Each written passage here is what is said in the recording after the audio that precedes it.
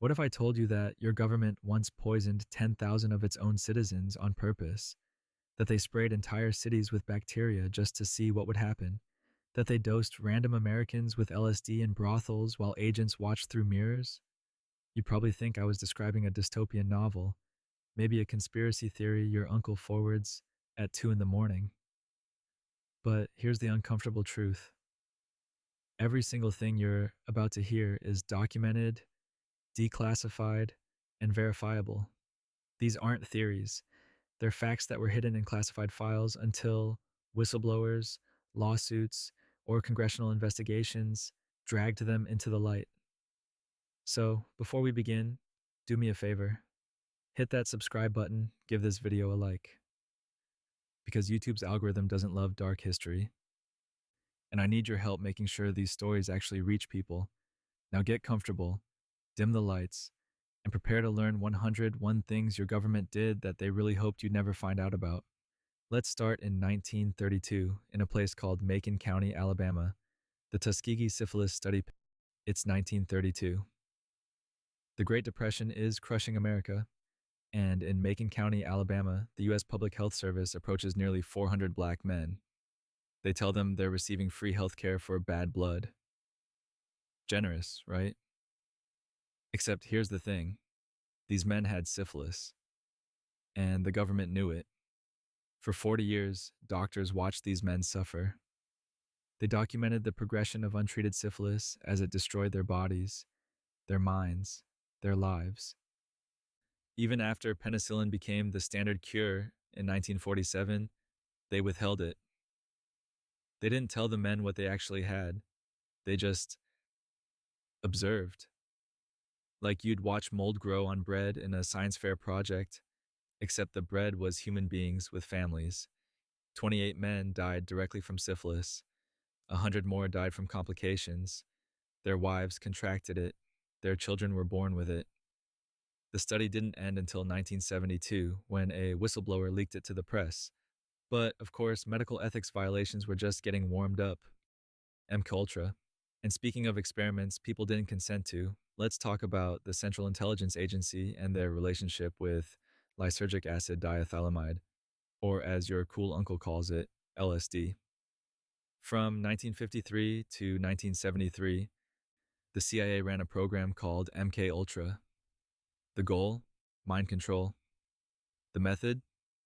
Drugging thousands of Americans without their knowledge or consent. We're talking prisoners, mental patients, random citizens at bars. The CIA literally funded a brothel operation in San Francisco, where they dosed Johns with LSD through one-way mirrors. For science. They gave it to soldiers, to hospital patients, to university students who thought they were participating in normal studies. One CIA officer even spiked his colleague's coffee with LSD. That guy later died by jumping through a window. Oops. The craziest part? We only know about this because someone forgot to shred the files. Most of the records were destroyed on purpose in 1973. So, if you've ever felt paranoid, just remember sometimes the paranoia is justified. Speaking of justified paranoia, military leaders have actually pitched staging terrorist attacks, Operation Northwoods. It's 1962. Cuba is right there, just 90 miles from Florida, and the Joint Chiefs of Staff are getting creative. By creative, I mean they unanimously approved a plan to stage false flag terrorist attacks on American soil to justify invading Cuba. The proposal included hijacking planes, bombing U.S. cities, sinking boats full of Cuban refugees, and blaming it all on Castro. They wanted to create a helpful wave of national indignation. Their words, not mine. They even suggested painting a plane to look like a civilian aircraft, filling it with fake passengers, and shooting it down. Just normal Pentagon stuff. President Kennedy read the proposal. Then he said no. Firmly. The kind of no that ends careers. The operation never happened, but the document sat in a vault until it was declassified in 1997. You can read it yourself. It's real. Now, if you think that's the only time the government got creative with surveillance and disruption tactics, buckle up because the FBI had a whole program for that. COINTELPRO, from 1956 to 1971, the FBI ran a delightful program called COINTELPRO, short for Counterintelligence Program. Their mission? Surveilling, infiltrating, discrediting, and disrupting American citizens who had opinions the government didn't like. Civil rights activists, anti war protesters, the Black Panthers. Even Albert Einstein had a file. But the FBI's special project was Martin Luther King Jr. They wiretapped his home, his hotel rooms, his phones. They recorded his private conversations, looking for anything to destroy his reputation. Then they sent him a letter, an anonymous letter suggesting he kill himself before accepting the Nobel Peace Prize. They included audio recordings from their surveillance, implying they'd release them if he didn't comply. This wasn't a rogue agent. This was official policy. J. Edgar Hoover personally approved operations to expose, disrupt, misdirect, discredit, or otherwise neutralize activists. They didn't just watch people, they actively tried to destroy their lives, relationships, and organizations. But surveillance wasn't the only creative solution the government found to problems. Sometimes they just added poison to things people were already drinking. Poisoned alcohol during Prohibition. Let's rewind to the 1920s. Prohibition is in full swing, and Americans are still drinking, because of course they are. The government's frustrated, so they decide to try a new tactic, poisoning the alcohol supply. Industrial alcohol was regularly stolen and redistilled into bootleg liquor. The government knew this, so they ordered manufacturers to add even more toxic chemicals, things like methanol, gasoline, benzene, and acetone. The idea was to make people too sick to drink. The reality? They made people dead. By the end of Prohibition in 1933, an estimated 10,000 Americans had died from government poisoned alcohol. On Christmas Eve 1926 alone, 60 people died in New York City from toxic booze. The government kept doing it anyway. Medical examiners called it murder. The government called it deterrence.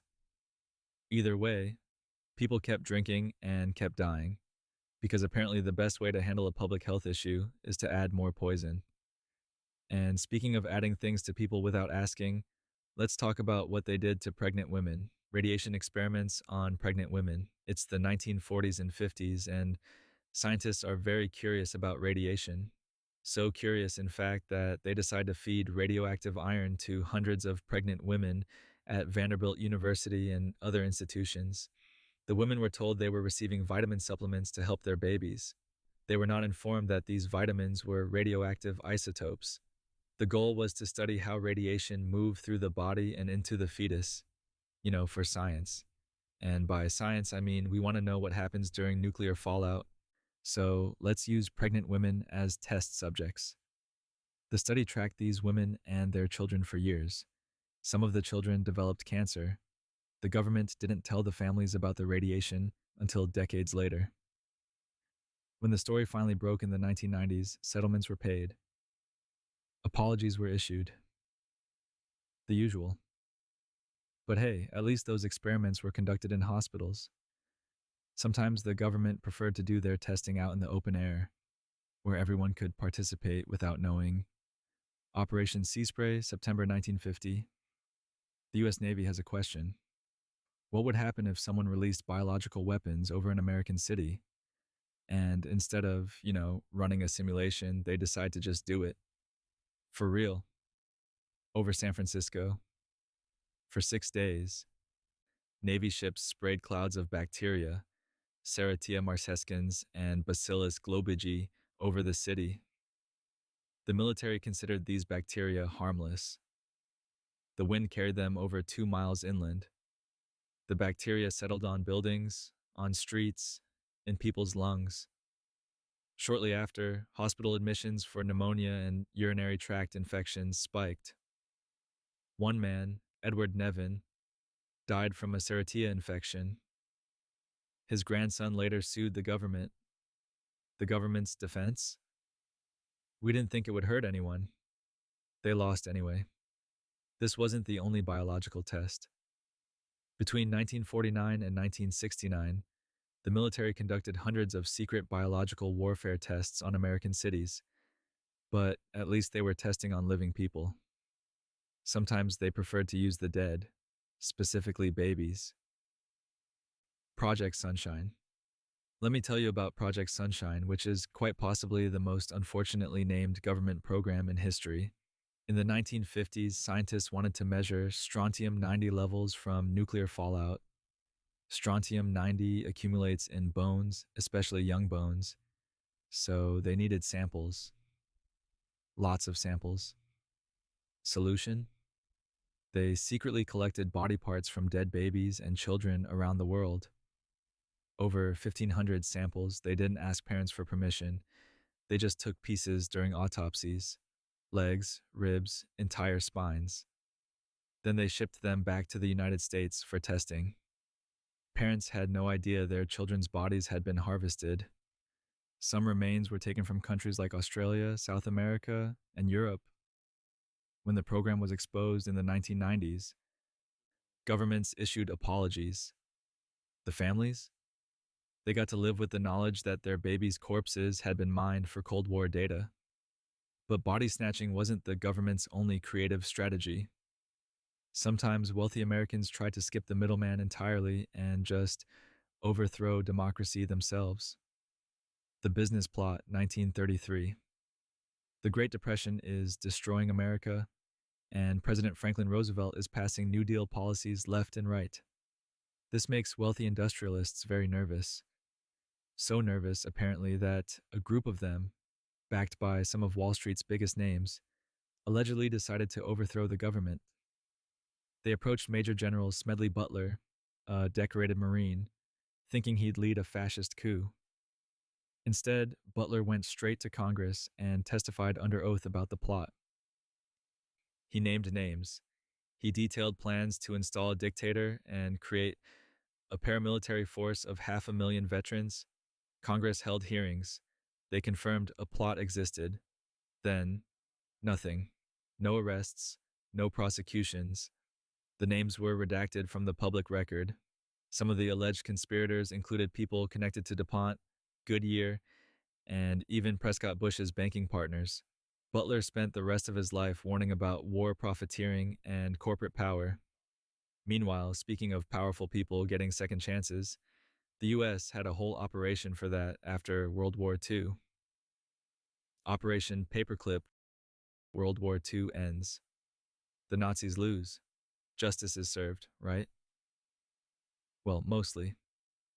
Except the United States secretly recruited over 1,600 Nazi scientists, engineers, and technicians and brought them to America.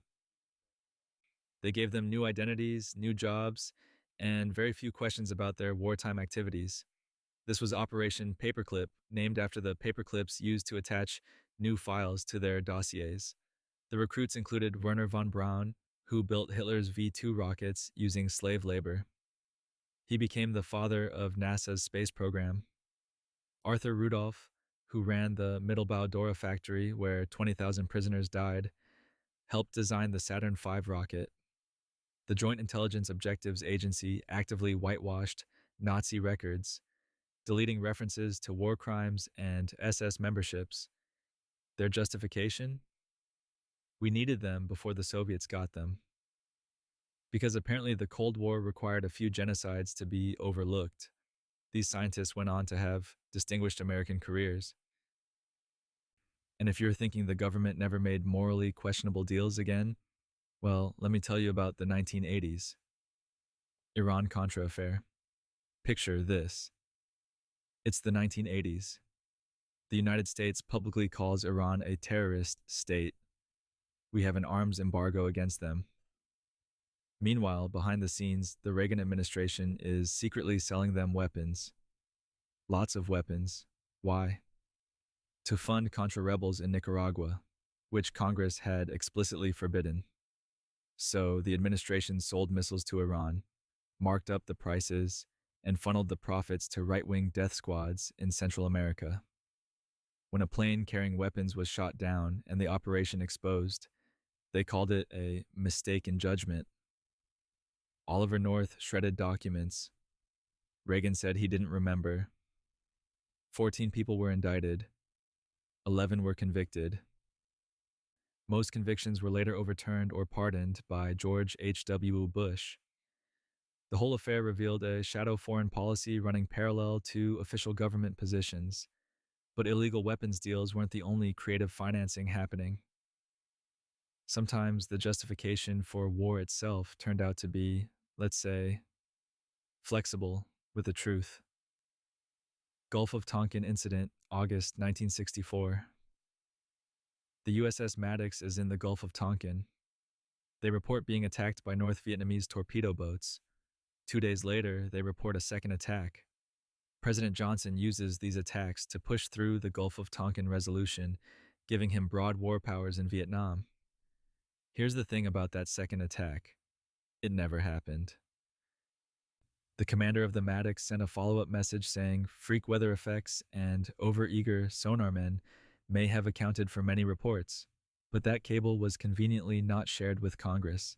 Johnson himself later admitted, "For all I know, our Navy was shooting at whales out there." In 2005, declassified NSA documents confirmed it. The second attack was a mistake. Bad sonar readings, jumpy sailors, no actual enemy. But it gave the US the justification to escalate a war that would kill 58,000 Americans and over 2 million Vietnamese.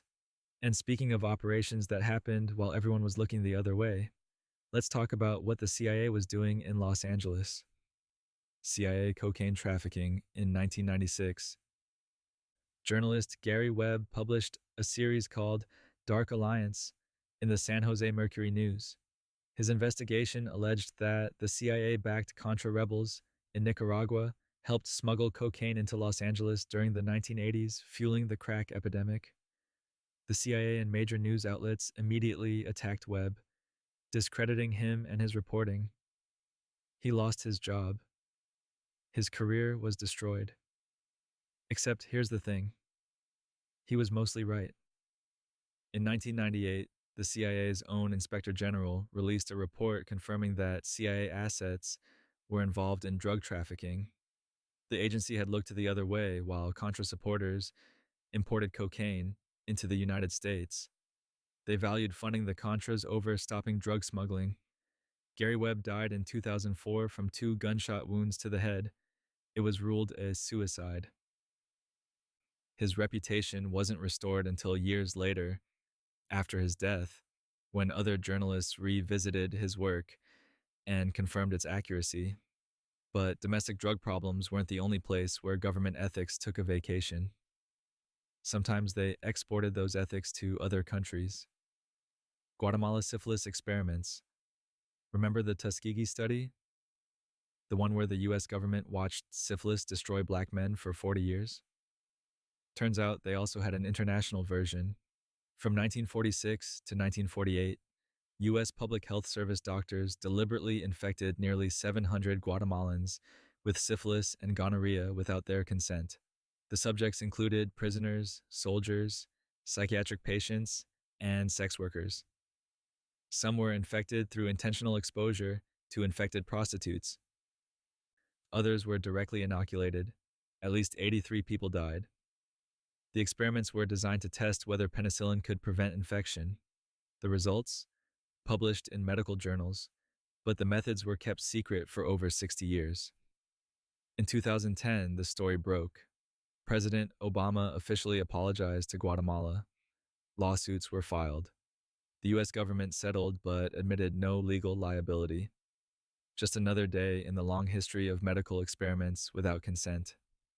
And speaking of things done without consent, sometimes the government's harassment went beyond physical experimentation into psychological warfare.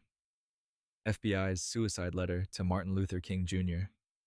We touched on COINTELPRO earlier, but this particular moment deserves its own spotlight.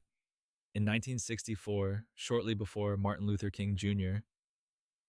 was set to receive the Nobel Peace Prize, the FBI sent him a letter. It was typed anonymously. It called him a fraud and a hypocrite. It referenced FBI surveillance recordings of his private life. And then it strongly suggested, though not in explicit words, that he should kill himself. "You are done," it said. "There is but one way out for you." The letter was accompanied by a package containing audio recordings from FBI wiretaps. The implied message was clear: end your life, or we'll destroy your reputation and legacy. King didn't comply, obviously. He accepted the Nobel Prize. He continued his work. The FBI continued their campaign. J. Edgar Hoover called him the most notorious liar in the country.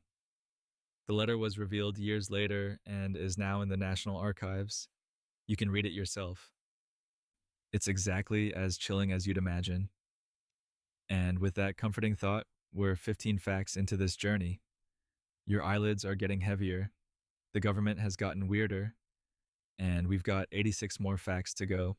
Chemical weapons testing on American cities, but the FBI's psychological warfare was practically gentle compared to what the military was doing to entire cities.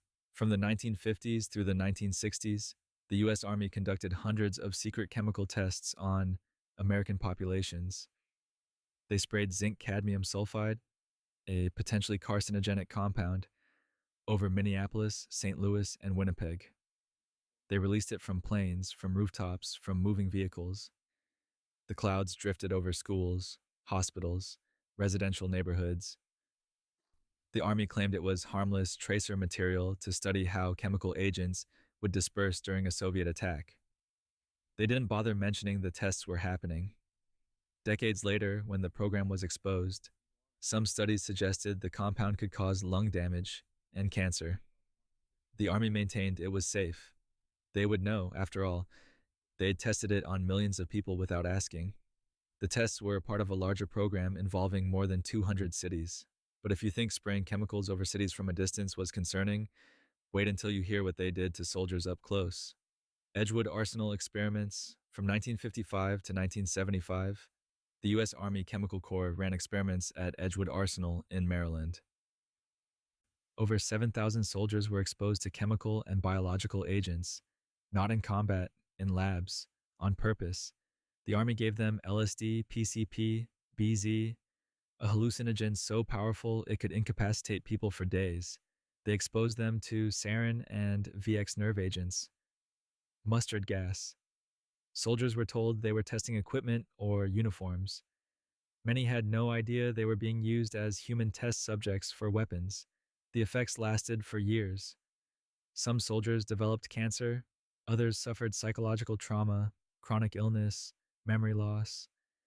When they tried to get treatment from the VA, their military records had been classified. They couldn't prove what had been done to them. In 2004, the Army finally acknowledged the program.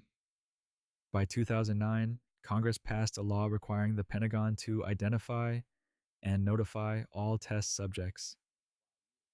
Thousands of men spent decades not knowing why they were sick, and if you think the military saved its worst weapons testing for enemy territory, well, they definitely did plenty there too. The secret war in Laos. Let me tell you about a war most Americans don't even know happened. From 1964 to 1973, the United States dropped over 2 million tons of bombs on Laos. That's more than all the bombs dropped on Germany and Japan combined during World War II. One plane load every 8 minutes, 24 hours a day, for 9 years straight. Why? Laos was officially neutral during the Vietnam War. But the Ho Chi Minh Trail ran through it, so the U.S. carpet bombed the country in secret. Congress didn't know the full extent. The American public definitely didn't. 30% of those bombs didn't explode. They're still there. 80 million unexploded cluster bombs scattered across the countryside. Since the war ended, over 20,000 Laotians have been killed or injured by leftover American ordnance, mostly farmers, mostly children. Laos is the most heavily bombed country per capita in history, and it was technically a secret. Speaking of secret operations involving impaired judgment and poor decisions, the CIA had a whole program for that. Operation Midnight Climax. Remember MK Ultra, the CIA's mind control program? Well, they had a special subproject that was exactly as weird as it sounds. Operation Midnight Climax, which ran from 1954 to 1963, involved CIA agents paying prostitutes to lure unsuspecting men to safe houses in San Francisco and New York. Once inside, the men were drugged with LSD without their knowledge. CIA agents watched through two-way mirrors while the men had sex with the prostitutes, all while under the influence of powerful hallucinogens. The apartments were decorated to look like brothels, complete with photographs of women in bondage positions on the walls. The stated goal was to study whether LSD could be used for mind control and to gather blackmail material on Soviet spies. The actual result was a lot of confused Johns having very bad trips while federal agents took notes. When the program was exposed in the 1970s, most of the records had been destroyed. The men who were drugged, never identified, never compensated, never told what happened to them. And speaking of people who were never compensated, no compensation for Tuskegee families. Remember those 400 men in the Tuskegee study? The ones who were denied treatment for syphilis for 40 years? In 1974, the government settled a class action lawsuit. Survivors received $37,000 each. The families of the men who died got $15,000. But here's what didn't happen. No compensation for the wives who contracted syphilis from their infected husbands. No compensation for the children born with congenital syphilis. No compensation for the grandchildren who grew up without grandfathers, or for the decades of compounded poverty and trauma. The study infected wives and children through deliberate medical neglect. Those secondary victims, the women who trusted their husbands, the babies born with disabilities, received nothing. The settlement explicitly excluded them. In 1997, President Clinton formally apologized. He called it shameful, but apologies don't pay medical bills or bring back the dead. And speaking of things that can't be undone, sometimes the evidence gets destroyed before anyone can be held accountable. The CIA destroyed MK Ultra records in 1973 as Watergate was exposing government misconduct left and right. CIA Director Richard Helms had a problem. MK Ultra, the agency's illegal mind control program, was about to be investigated, so he did what any reasonable person would do. He ordered the destruction of all MK Ultra records. Thousands of documents were shredded. An estimated 90% of the program's files vanished. Everything from detailed experiment notes to financial records to the names of test subjects, gone. What we know about MK Ultra comes from the 10% that survived, mostly financial documents that had been misfiled and escaped destruction. This means we'll never know the full extent of the program. How many people were dosed? How many died? What were the actual results? The CIA successfully erased the evidence of one of the most extensive domestic human rights violations in American history. Helms was later convicted of lying to Congress about Chile. He received a fine and a suspended sentence. No one went to prison for MK Ultra. And speaking of violations that went on for far too long, forced sterilization programs between 1907 and the 1970s. Over 60,000 Americans were forcibly sterilized under state eugenics laws. The targets? Poor people, disabled people, people of color, people deemed feeble-minded or unfit to reproduce. Women were sterilized without consent during other medical procedures. Sometimes they were told they were having appendectomies. California led the nation with 20,000 forced sterilizations, but 32 states had eugenics laws. In Virginia, Carrie Buck was sterilized in 1927 after being raped, because authorities decided her pregnancy proved she was morally delinquent. The Supreme Court upheld Virginia's sterilization law 8-1. Justice Oliver Wendell Holmes wrote, "3 generations of imbeciles are enough." The programs continued well into the 1970s. In some states, prisoners were offered reduced sentences in exchange for sterilization. Native American women were sterilized by Indian Health Service doctors without proper consent through the 1970s. The last forced sterilization law wasn't repealed until 2013. And if you think the eugenics mindset stayed in the courtroom, the military had their own twisted version.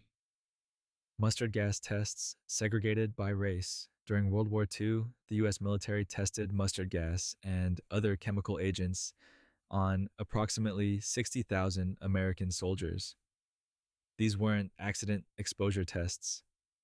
These were deliberate experiments to measure the effects of chemical weapons on human subjects. Here's where it gets worse. The tests were segregated by race. The military specifically wanted to see if Black and Puerto Rican soldiers would react differently to chemical weapons than white soldiers. They exposed these men to mustard gas that caused painful blisters, breathing problems, and long-term health issues. The men were sworn to secrecy. Their medical records were classified. When they developed cancer and other illnesses decades later, they couldn't prove their military service had caused it, so they couldn't get VA benefits. The full extent of the program wasn't revealed until 2015, when NPR and the Department of Veterans Affairs finally investigated. Many of the test subjects had already died. Those still alive were in their 90s, still fighting for recognition and compensation. And speaking of people the government refused to recognize properly, let's talk about someone who became one of the most celebrated heroes of the 20th century. The FBI labeled Mandela a terrorist. Nelson Mandela, Nobel Peace Prize winner, international symbol of reconciliation and justice, celebrated statesman who helped end apartheid. Also, according to the United States government, a terrorist. From the 1980s until 2008, Nelson Mandela was on the U.S. terrorism watch list. This meant that technically, every time he visited the United States, including to address the United Nations, he needed a special waiver because he was classified as a terrorist threat. The listing dated back to when Mandela's organization, the African National Congress, was fighting apartheid in South Africa.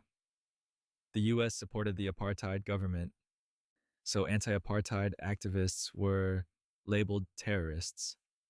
Even after Mandela was released from prison, became president of South Africa, won the Nobel Prize, and became globally celebrated, the US didn't remove him from the list.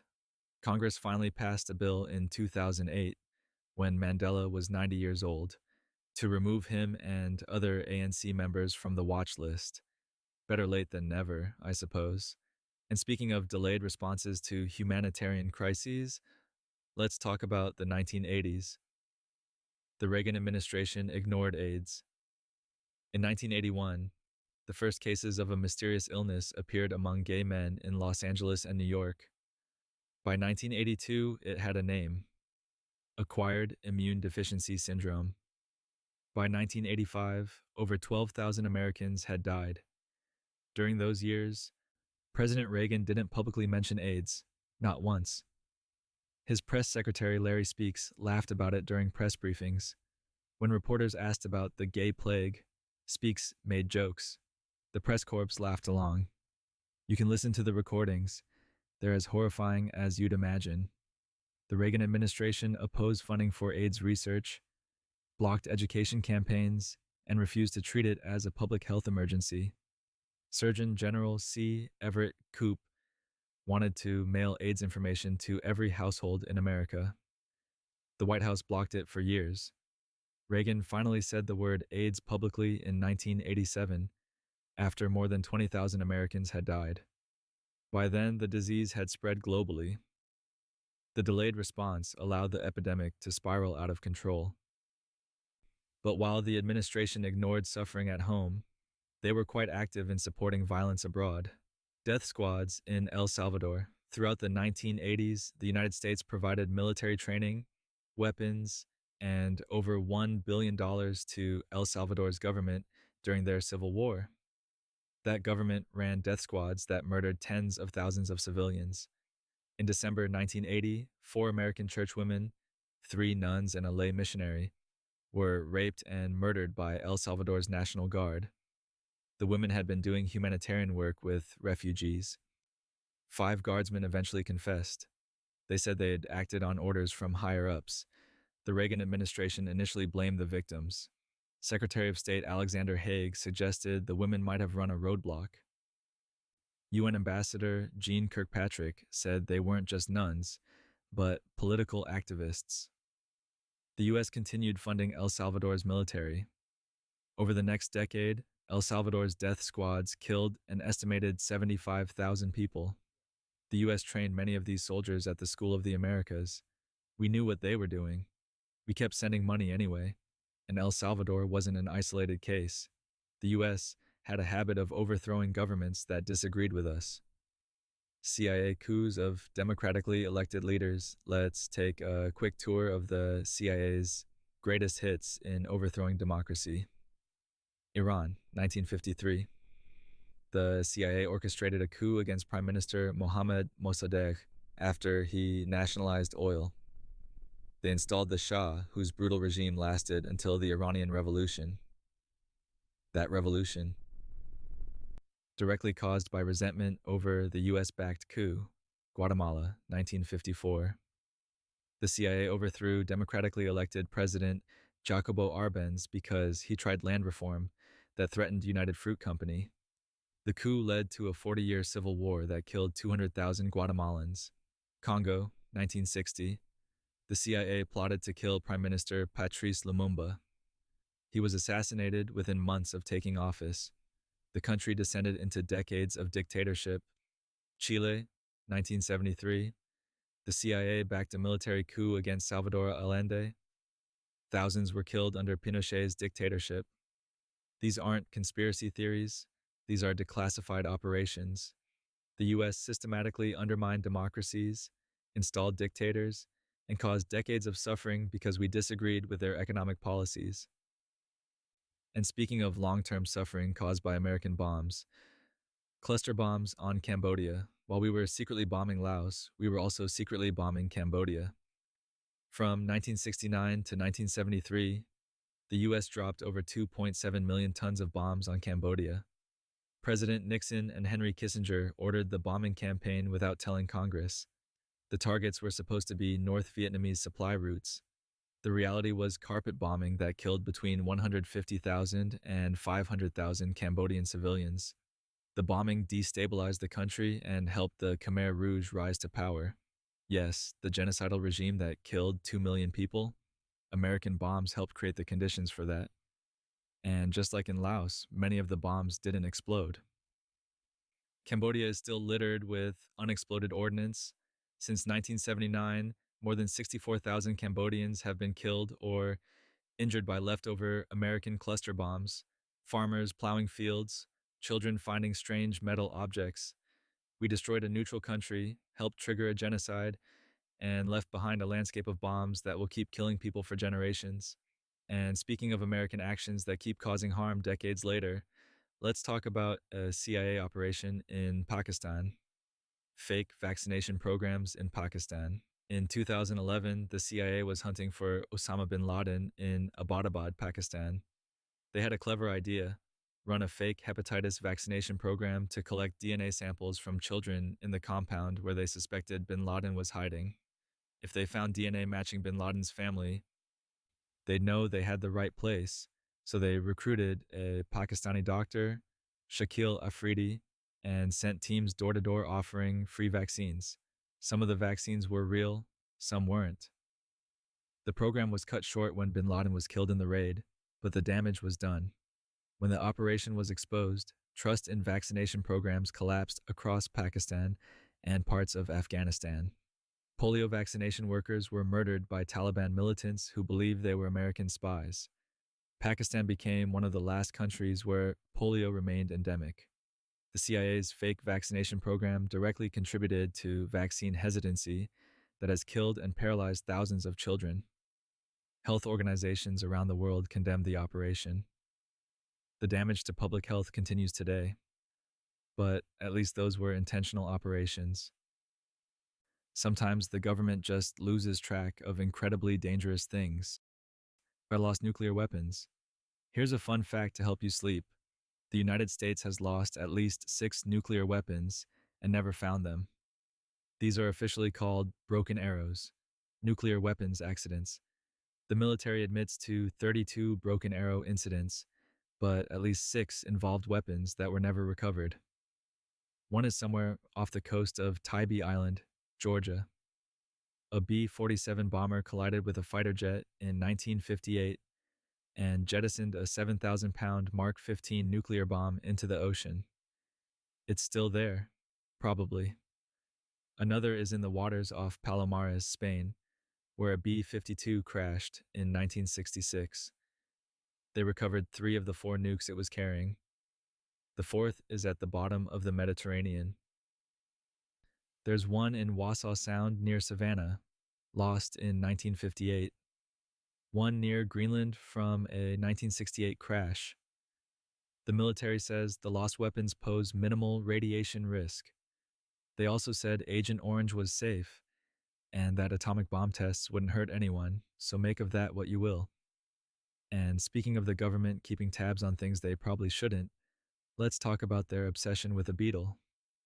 FBI surveillance of John Lennon. In 1972, John Lennon moved to New York City. He was openly opposed to the Vietnam War. This made President Nixon and FBI Director J. Edgar Hoover very nervous, especially since Lennon had a platform and Nixon had an election coming up. So the FBI opened a file on Lennon. They tracked his movements, they attended his concerts, they monitored his phone calls.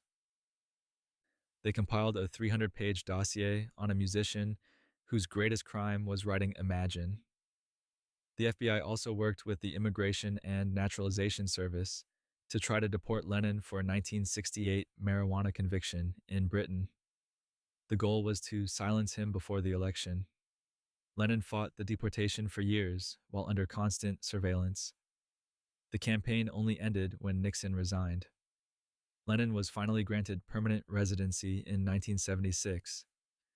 His FBI file was partially released in 1997. Portions remain classified to this day, which raises questions about what exactly the FBI was doing beyond surveillance. And speaking of fabricated operations designed to manipulate public opinion, the CIA had a creative approach during the Cold War. Fake Cuban exile groups, after the Bay of Pigs disaster in 1961, the CIA still really wanted to overthrow Castro. So they created fake Cuban exile organizations to make it look like there was massive organic support for invasion. The CIA funded these groups, wrote their press releases, staged their protests, and generated media coverage. They created the illusion of a genuine grassroots movement demanding U.S. intervention. Some groups were entirely fabricated. Others were real organizations that the CIA infiltrated and controlled. This was part of Operation Mongoose, a covert program to destabilize Cuba through sabotage, propaganda, and assassination attempts. The fake exile groups helped build public and congressional support for continued anti-Castro operations. The Church Committee investigations in the 1970s exposed how extensively the CIA had manipulated public opinion through front groups and media operations. By then, these tactics had been used not just for Cuba, but for operations around the world. And if you think the CIA only manipulated perceptions abroad, they were also quite busy testing things on American soil in very public places, biological agents, tested on subway systems. In the 1960s, the US Army wanted to know how biological weapons would spread in a major city. So they decided to test it on the New York City subway system while it was full of people. In 1966, Army scientists released Bacillus subtilis, a bacteria they claimed was harmless, into the subway through ventilation grills. They tracked how it spread through the tunnels and stations. Over 1 million New Yorkers were potentially exposed during the week-long test. Similar tests were conducted in the Washington, D.C. Metro, at Washington National Airport, and on the Pennsylvania Turnpike. The military's logic was that these bacteria were simulants, harmless stand-ins for actual bioweapons. but Bacillus subtilis can cause infections in people with weakened immune systems. No one asked those million subway riders for consent. The tests weren't revealed until the 1977 Church Committee hearings. By then, the Army had conducted hundreds of similar tests across the country. And speaking of secret surveillance programs revealed, years too late, NSA surveillance. Before Snowden, in 2013, Edward Snowden leaked classified NSA documents revealing massive illegal surveillance of American citizens. The media treated it like a shocking revelation, except the NSA had been doing it for decades. In the 1970s, the Church Committee discovered that the NSA had been illegally intercepting Americans' communications since the 1940s through programs like Project Shamrock and Minaret. The NSA read millions of telegrams and monitored phone calls without warrants. After the revelations, Congress passed laws to prevent warrantless surveillance.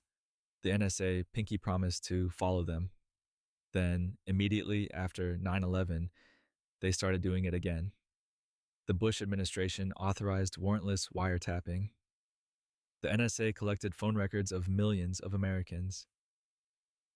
The FISA court rubber stamped surveillance requests in secret. When Snowden exposed this in 2013, the government's defense was basically, yeah, but terrorism. The surveillance programs had been illegal for years. Some were modified, some continued. Mass surveillance of Americans is now just part of the infrastructure. And speaking of infrastructure the US built abroad, sometimes we trained people in techniques that became nightmares.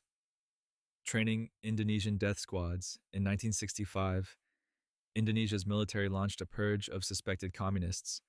Over the next year, between 500,000 and 1 million people were killed.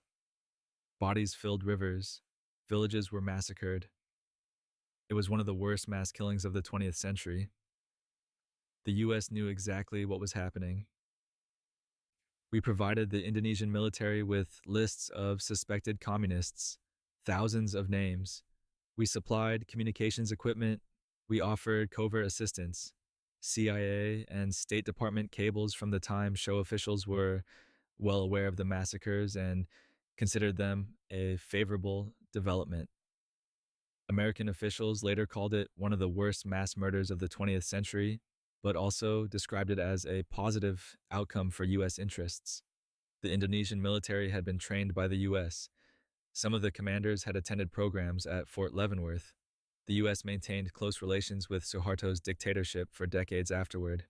We only acknowledged our role in 2017 when declassified documents made it undeniable. No apologies were issued, no accountability taken. And speaking of experiments where accountability came far too late, radioactive cereal for disabled children. In the 1940s and 50s, researchers at MIT and Harvard fed radioactive iron and calcium to mentally disabled children at the Walter E. Fernald State School in Massachusetts. The children were told they were joining a special science club and would get extra food and field trips. What they actually got was breakfast cereal, milk, and oatmeal laced with radioactive isotopes. The goal was to study how the body absorbed minerals. The children were used as test subjects because they were institutionalized and powerless.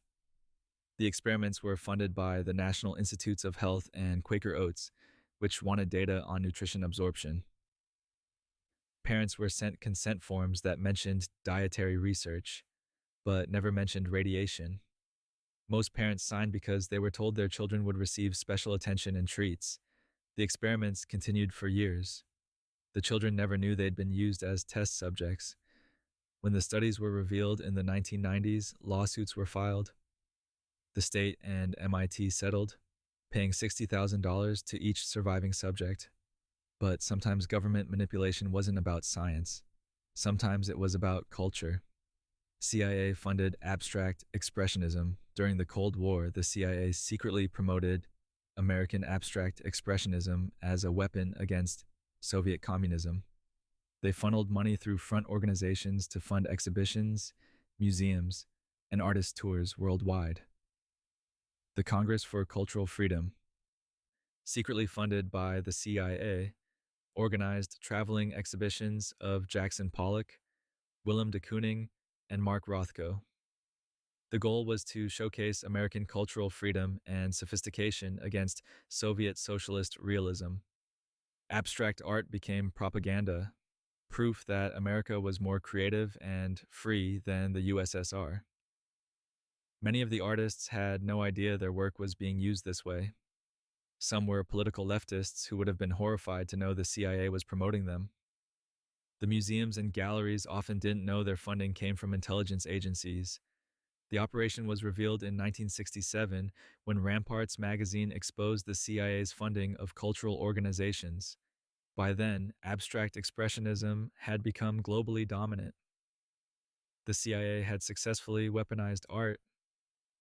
And speaking of Cold War alliances that aged poorly, the US supported one of the most notorious racist regimes of the 20th century, supporting apartheid South Africa. Throughout the Cold War, the United States maintained close ties with apartheid South Africa.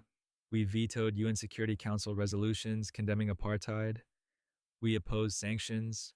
We classified Nelson Mandela's ANC as a terrorist organization while maintaining friendly relations with the white supremacist government. President Reagan vetoed the Comprehensive Anti-Apartheid Act in 1986. Congress overrode his veto, one of the few times that happened during his presidency.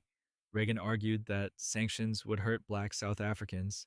What actually hurt black South Africans was the apartheid regime we kept supporting.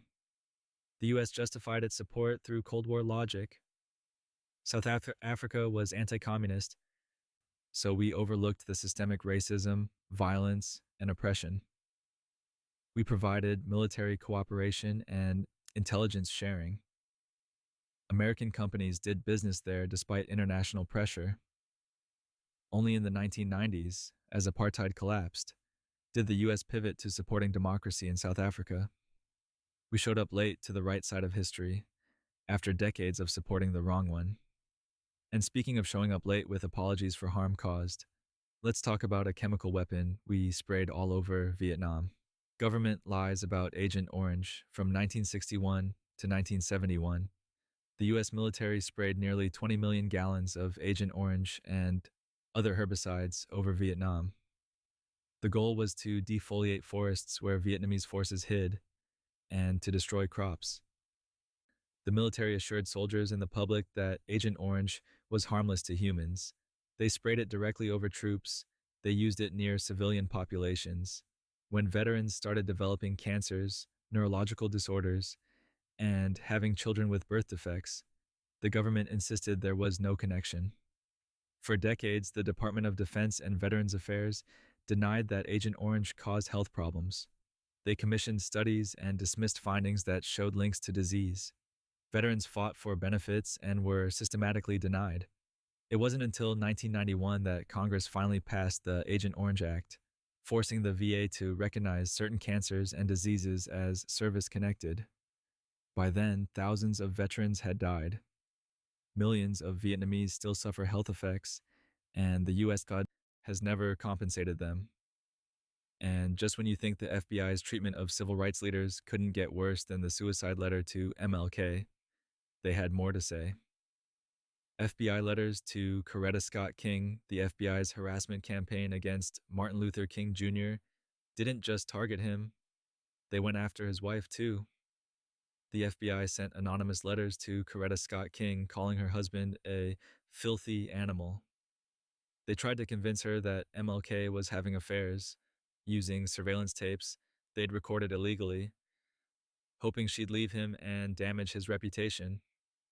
The letters were cruel, personal, and designed to destroy their marriage. J. Edgar Hoover authorized these operations as part of COINTELPRO. The FBI saw King's civil rights work as a threat to the established order. Destroying his personal life was considered a legitimate tactic to undermine his movement. The letters continued even after King's assassination. The FBI kept files on Coretta Scott King, monitoring her activities as she continued civil rights work. They tracked her for years, considering her a potential threat simply for advocating for justice. These weren't rogue agents. This was institutional policy from the highest levels of federal law enforcement, and we're only 40 facts into this journey, which means there's still plenty more to uncover. Kunduz Hospital bombing. In October 2015, a U.S. AC-130 gunship circled above a Doctors Without Borders hospital in Kunduz, Afghanistan. For over an hour, it fired on the clearly marked medical facility. 42 people died, including patients in their beds and medical staff trying to help them. Doctors Without Borders had provided GPS coordinates to all parties in the conflict. The hospital was clearly marked with the organization's logo on the roof. It was the only major trauma center in the region. The U.S. military initially claimed they were targeting Taliban fighters. Then they said it was self-defense. Then they said it was a mistake. 16 military personnel received administrative discipline, letters of reprimand, basically. No criminal charges. The military refused to call it a war crime, settling on tragic but avoidable accident. Doctors Without Borders called it what it was, a war crime. They demanded an independent investigation. It never happened. The U.S. investigated itself and concluded it had made an oopsie. And speaking of tests where the U.S. military treated its own sailors as expendable, Project Shad from 1962 to 1973, the Department of Defense ran Project Shad, Shipboard Hazard and Defense. The name sounds boring. The reality was that the military exposed thousands of Navy sailors to chemical and biological weapons without their knowledge or proper protective equipment. They sprayed ships with nerve gas, including sarin and VX. They released biological agents like E. coli and Bacillus globigi. The sailors were told they were testing new decontamination procedures. They weren't told they were being exposed to actual weapons-grade toxins. The Navy conducted over 100 tests, exposing an estimated 6,000 sailors. Many developed cancers, neurological disorders, and other illnesses decades later. When they applied for VA benefits, the military denied their service records showed exposure because those records were classified. The Pentagon didn't acknowledge Project Shad until 2000. By then, many test subjects had died. The survivors fought for years to get medical care. Some are still fighting, but at least those sailors knew they were in the military. Sometimes the CIA preferred civilians who had no idea what was happening, or on Operation Midnight Climax. We talked about Operation Midnight Climax earlier, but there's more to this story. The CIA didn't just run these safe houses in San Francisco and New York. They were part of a larger network testing whether sex and drugs could be used for espionage. The agents running the operations weren't scientists or doctors. They were intelligence officers with expense accounts and a mandate to experiment. One CIA officer, George White, ran the San Francisco operation from a safe house while drinking martinis and watching through two-way mirrors. He later wrote in a retirement letter, "I was a very minor missionary, actually a heretic, but I toiled wholeheartedly in the vineyards because it was fun. Fun, fun, fun." He thought it was fun to drug unsuspecting civilians. The men who were dosed and watched had no recourse. They never knew what happened to them. Many probably thought they'd had bad trips or nervous breakdowns. The program continued for nearly a decade, and while the CIA was running brothels in California, the military was calculating bombing tonnage in Southeast Asia. The math of Cambodia's destruction. Let me give you some numbers that might help you understand the scale of what happened in Cambodia. From July to December 1973, that's roughly 100 days, the U.S. dropped 32 tons of bombs per hour on Cambodia. Every hour. For 100 days straight. That's 240,000 pounds of explosives every 60 minutes. 768 bombs per hour if you average it out. Imagine hearing that every hour for months.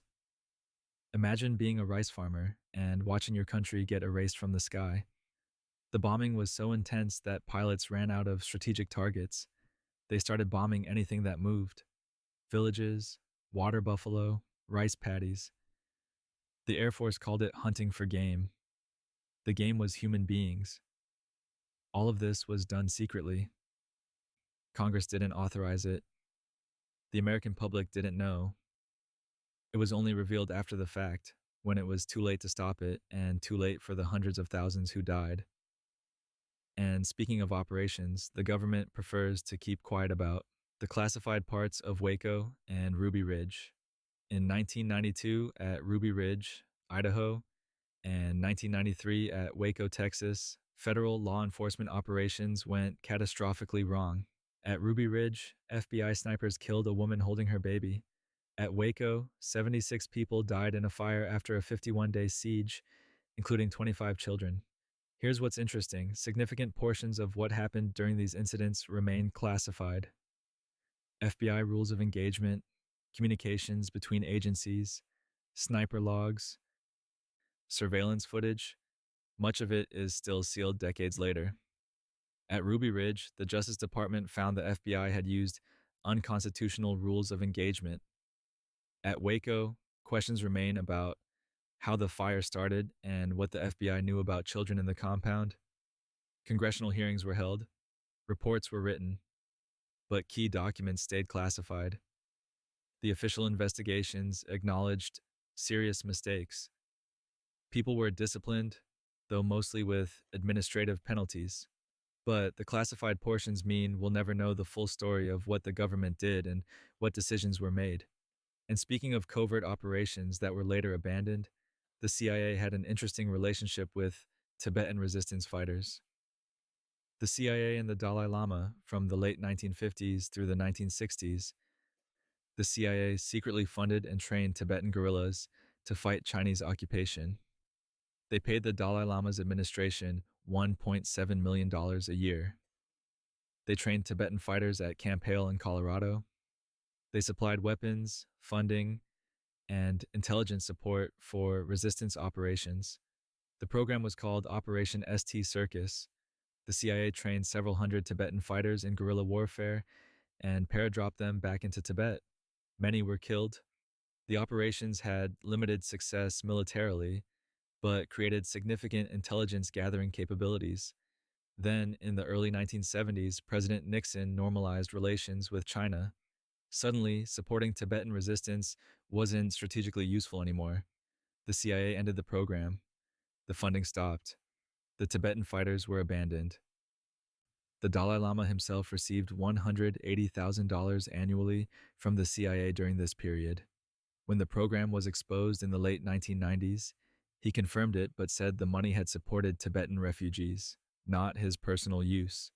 And speaking of strategically convenient relationships that later became embarrassing, selling chemical weapons precursors to Saddam throughout the 1980s, while Iraq and Iran were at war, the United States sold Iraq chemical and biological weapons precursors. We're talking about the compounds needed to make sarin, VX nerve gas, and anthrax. We sold them to Saddam Hussein. On purpose, the Reagan administration removed Iraq from the state sponsors of terrorism list in 1982 specifically to allow weapons sales. American companies, with government approval, exported bacteria cultures, chemical precursors, and dual-use technology to Iraq. We knew Saddam was using chemical weapons against Iran. We knew because we were providing satellite imagery to help Iraqi forces target Iranian troops. When Saddam gassed the Kurdish town of Halabja in 1988, killing 5,000 civilians, the U.S. response was muted. Fast forward to 2003, and we invaded Iraq partly because of weapons of mass destruction. The irony is that many of those weapons capabilities came from materials we sold them. We armed him, then went to war over the fact that he was armed. And speaking of files the government kept on people who probably didn't deserve surveillance, Einstein's FBI file. Albert Einstein, Nobel Prize winner, refugee from Nazi Germany, greatest physicist of the 20th century, had an FBI file that was 1,427 pages long. J. Edgar Hoover considered him a security risk. Why? Because Einstein was a pacifist. He supported civil rights. He criticized McCarthyism. He advocated for nuclear disarmament. These positions apparently made him dangerous enough to warrant decades of surveillance. The FBI tracked his movements, read his mail, tapped his phones, and infiltrated organizations he belonged to. They compiled reports on his speeches, his associates, his political views. They investigated whether he was a Soviet spy or communist sympathizer. They found nothing because there was nothing to find. Einstein was aware of the surveillance. He once joked about it, but the FBI's obsession with him continued until his death in 1955. The file was partially released through FOIA requests. You can read it yourself, page after page of America's security apparatus, treating a brilliant refugee as a threat because he believed in peace. And speaking of America's global presence and how we project power around the world, 700 plus military bases. The United States currently operates approximately 750 military bases in more than 80 countries, not counting the roughly 5,000 installations inside the US, just the foreign ones. 750 bases on other people's land. No other country comes close. Russia has around 30 foreign bases. China has about 10. The British Empire at its height had fewer foreign bases than America has today. We have bases in Germany, Japan, South Korea, Italy, the UK, Turkey, Qatar, Djibouti, everywhere. Some are massive complexes housing thousands of troops. Others are small outposts or lily pad bases for special operations. Together, they cost over $200 billion annually to maintain. They enable the US to project military power anywhere in the world within hours. The Pentagon calls it forward presence. Critics call it empire. Either way, it's a network of military installations that spans the globe, most of which Americans couldn't name or locate on a map.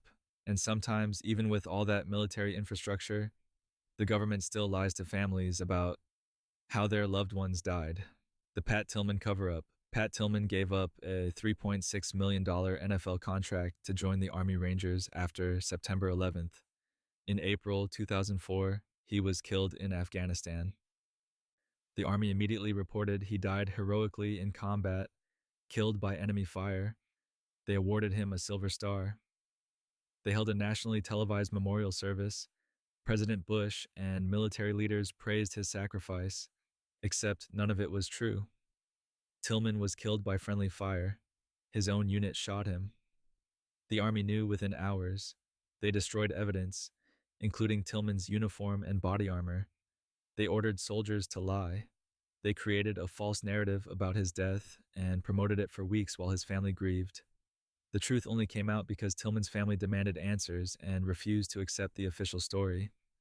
Eventually, the Army admitted the cover-up. Officers were reprimanded. No one went to prison. The lies had already served their propaganda purpose. Tillman's brother said at the funeral, "He wasn't religious, so thanks for your thoughts, but he's dead." The Army had turned his death into a patriotic story. The reality was messier, uglier, and human. And speaking of phrases designed to control narratives, the term conspiracy theorist. There's a popular claim that the CIA invented the term conspiracy theorist to discredit critics after the JFK assassination. The actual story is more complicated. The term existed before the 1960s, but the CIA did weaponize it. In 1967, the CIA issued a memo to its stations discussing how to respond to critics of the Warren Commission. Document 1035-960 suggested calling critics conspiracy theorists and emphasizing they had no evidence. The memo advised using propaganda assets to counter criticism in newspapers and magazines. So while the CIA didn't invent the phrase, they did create a strategy to use it as a pejorative to dismiss dissent. It worked.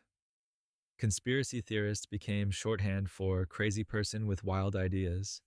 The term itself became a thought-terminating cliché.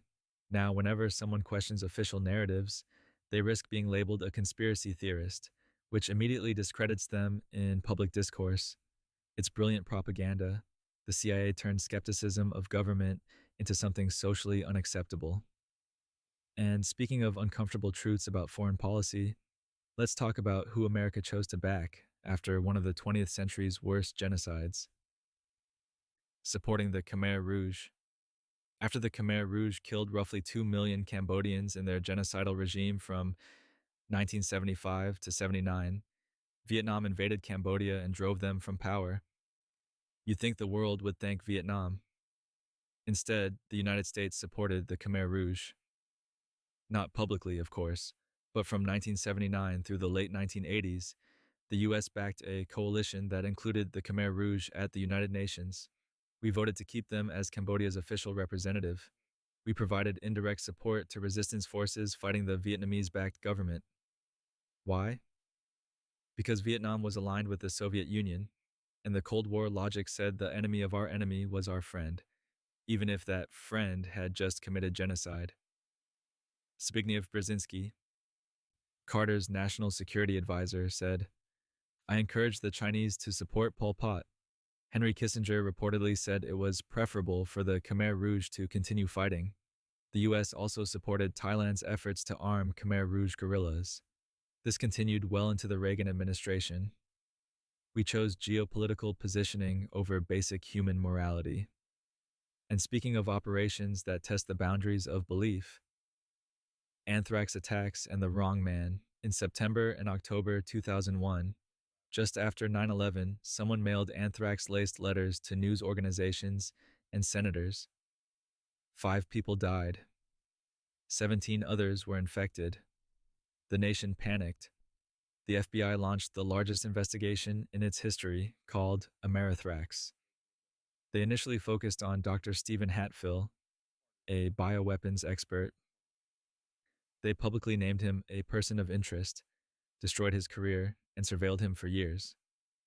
In 2008, Hatfill sued and won $5.8 million because the FBI had no evidence against him. Then the FBI switched to Dr. Bruce Ivins, who worked at Fort Detrick. As the investigation closed in, Ivins died by suicide in 2008. The FBI closed the case, declaring him guilty. Except they never charged him. No trial, no conviction, just a dead suspect and a closed case. Many scientists questioned the FBI's evidence. The National Academy of Sciences reviewed the genetic analysis and found it didn't conclusively link the anthrax to Ivins. To this day, serious questions remain about who actually sent the letters. And speaking of America's relationship with warfare, America at war 93% of the time since 1776, the United States has been at war during approximately 93% of its existence. Out of 249 years as a nation, we've experienced only about 17 years of total peace. We've been involved in hundreds of military operations, conflicts, and wars. Some were formally declared by Congress. Most weren't. We've fought in North America, Europe, Asia, Africa, the Middle East, Central America, South America, everywhere. Since World War II alone, we've bombed or invaded Korea, Vietnam, Laos, Cambodia, Guatemala, Indonesia, Cuba, the Dominican Republic, Grenada, Lebanon, Libya, Panama, Iraq multiple times, Somalia, Bosnia, Sudan, Afghanistan, Pakistan, Yemen, and Syria. That's not a complete list. The UAE hasn't formally declared war since 1942, yet we've been in continuous military operations ever since. We've normalized permanent warfare as a feature of American existence. Most Americans alive today have never experienced a time when their country wasn't bombing someone somewhere. And speaking of secrets the government still keeps from that era of constant conflict, still classified JFK files. President John F. Kennedy was assassinated on November 22nd, 1963. That was over 60 years ago. The Warren Commission released its report in 1964. The House Select Committee investigated again in the late 70s. And yet, thousands of documents remain classified. In 2017, President Trump released some files but held back others at the request of intelligence agencies. In 2021, President Biden released more but kept approximately 3,000 documents fully or partially classified, citing national security concerns. National security concerns about a 6-decade-old murder. What exactly needs to be protected? What's so sensitive that it can't be revealed after all this time? The official reason given is protecting intelligence sources and methods. The practical effect is sustaining conspiracy theories and public distrust. When the government refuses to release information about a president's assassination after 60 years, people naturally assume there's something to hide. Maybe there is, maybe there isn't, but the secrecy itself has become part of the story. And speaking of intelligence operations that were eventually confirmed, let's talk about drug trafficking in Southeast Asia. Air America and the heroin trade. During the Vietnam War, the CIA ran an airline called Air America. Officially, it transported supplies and personnel. Unofficially, it was deeply involved in the Southeast Asian heroin trade. The CIA worked with Hmong allies in Laos, who funded their operations by growing opium. Air America planes transported opium from remote villages to processing facilities. The heroin then made its way to South Vietnamese cities, where it was sold to U.S. soldiers and exported internationally. Journalists exposed this in the early 70s. Alfred McCoy's book, The Politics of Heroin in Southeast Asia, documented it in detail. The CIA denied everything. Then, decades later, declassified documents and testimony from CIA operatives confirmed the agency had looked the other way, or actively facilitated drug trafficking to support anti communist forces. The exact level of direct CIA involvement remains debated, but their complicity is well documented. They prioritized covert operations over stopping the flow of heroin that was addicting American soldiers and fueling organized crime. And speaking of the human cost of that war beyond drug addiction, deliberate hospital bombings in North Vietnam. Throughout the Vietnam War, the U.S. claimed it avoided targeting civilian infrastructure like hospitals. Declassified documents and photographic evidence tell a different story. American forces deliberately bombed hospitals in North Vietnam. The Bach Mai Hospital in Hanoi was repeatedly damaged by U.S. bombing. The December 1972 Christmas bombing campaign hit residential areas, schools, and medical facilities. Photographs show destroyed hospital wards, killed medical staff, and dead patients. The Pentagon maintained these were accidents or that hospitals were military targets because North Vietnamese forces used them for military purposes. But pattern analysis of bombing targets shows repeated hits on the same medical facilities over extended periods. International observers, including physicians from Western countries who visited North Vietnam, documented the destruction and testified that these were functioning civilian hospitals providing medical care. The U.S. never acknowledged deliberately targeting medical facilities, but the evidence suggests precision bombing that hit hospitals wasn't always accidental. And speaking of deliberate harm inflicted on civilians, let's go back to the very founding of American colonialism. Infected blankets at Fort Pitt in 1763. During Pontiac's Rebellion, British forces at Fort Pitt faced a siege by Native American forces. Captain Simeon Ecuyer decided on a biological warfare solution. He gave smallpox-infected blankets to Delaware representatives during a peace negotiation. This isn't a myth or legend. It's documented in historical records. Ecuyer wrote in his journal, "We gave them 2 blankets and a handkerchief out of the smallpox hospital. I hope it will have the desired effect."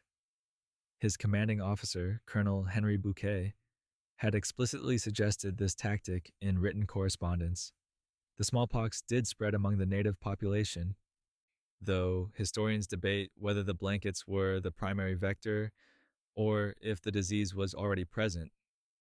What's indisputable is that British colonial officers deliberately attempted to spread a deadly disease to Native Americans during wartime. This practice became part of a longer pattern of biological warfare and disease used as a weapon against indigenous populations.